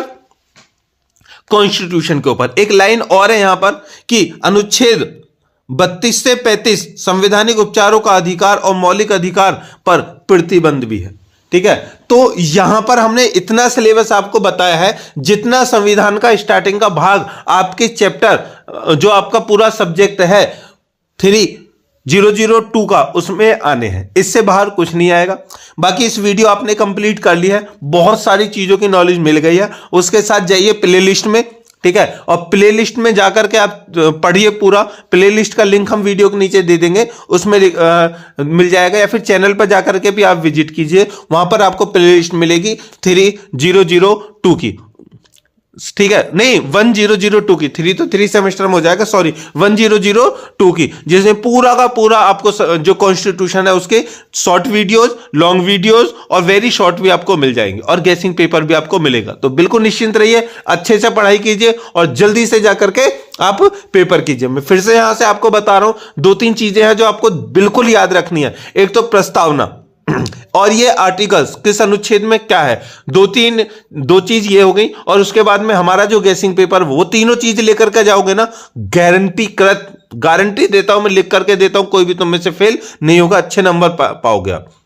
तो चलिए वीडियो को जल्दी से सभी लोगों में शेयर कर दीजिए, लाइक कर दीजिए, कोई क्वेश्चन हो तो कमेंट बॉक्स में कमेंट कर दीजिए। बाकी आप हमसे जुड़ सकते हैं हमारे व्हाट्सएप पे भी, जल्दी से नीचे लिंक है उसको फॉलो कर सकते हैं। उसके साथ में अगर आप हमें हमारे फेसबुक पेज और इंस्टाग्राम पेज पर भी हमें मिल सकते हैं। और इसकी अगर पीडीएफ आपको चाहिए, ये जो अभी हमने पढ़ा है इसकी पीडीएफ चाहिए, तो जल्दी से आज की डेट में हमने इसको कहाँ डाल दिए, हम इसको सीधा हमारे ग्रुप टेलीग्राम पर, वहां से प्राप्त कर सकते हैं। मिलते हैं दोस्तों नेक्स्ट वीडियो के साथ। जय हिंद।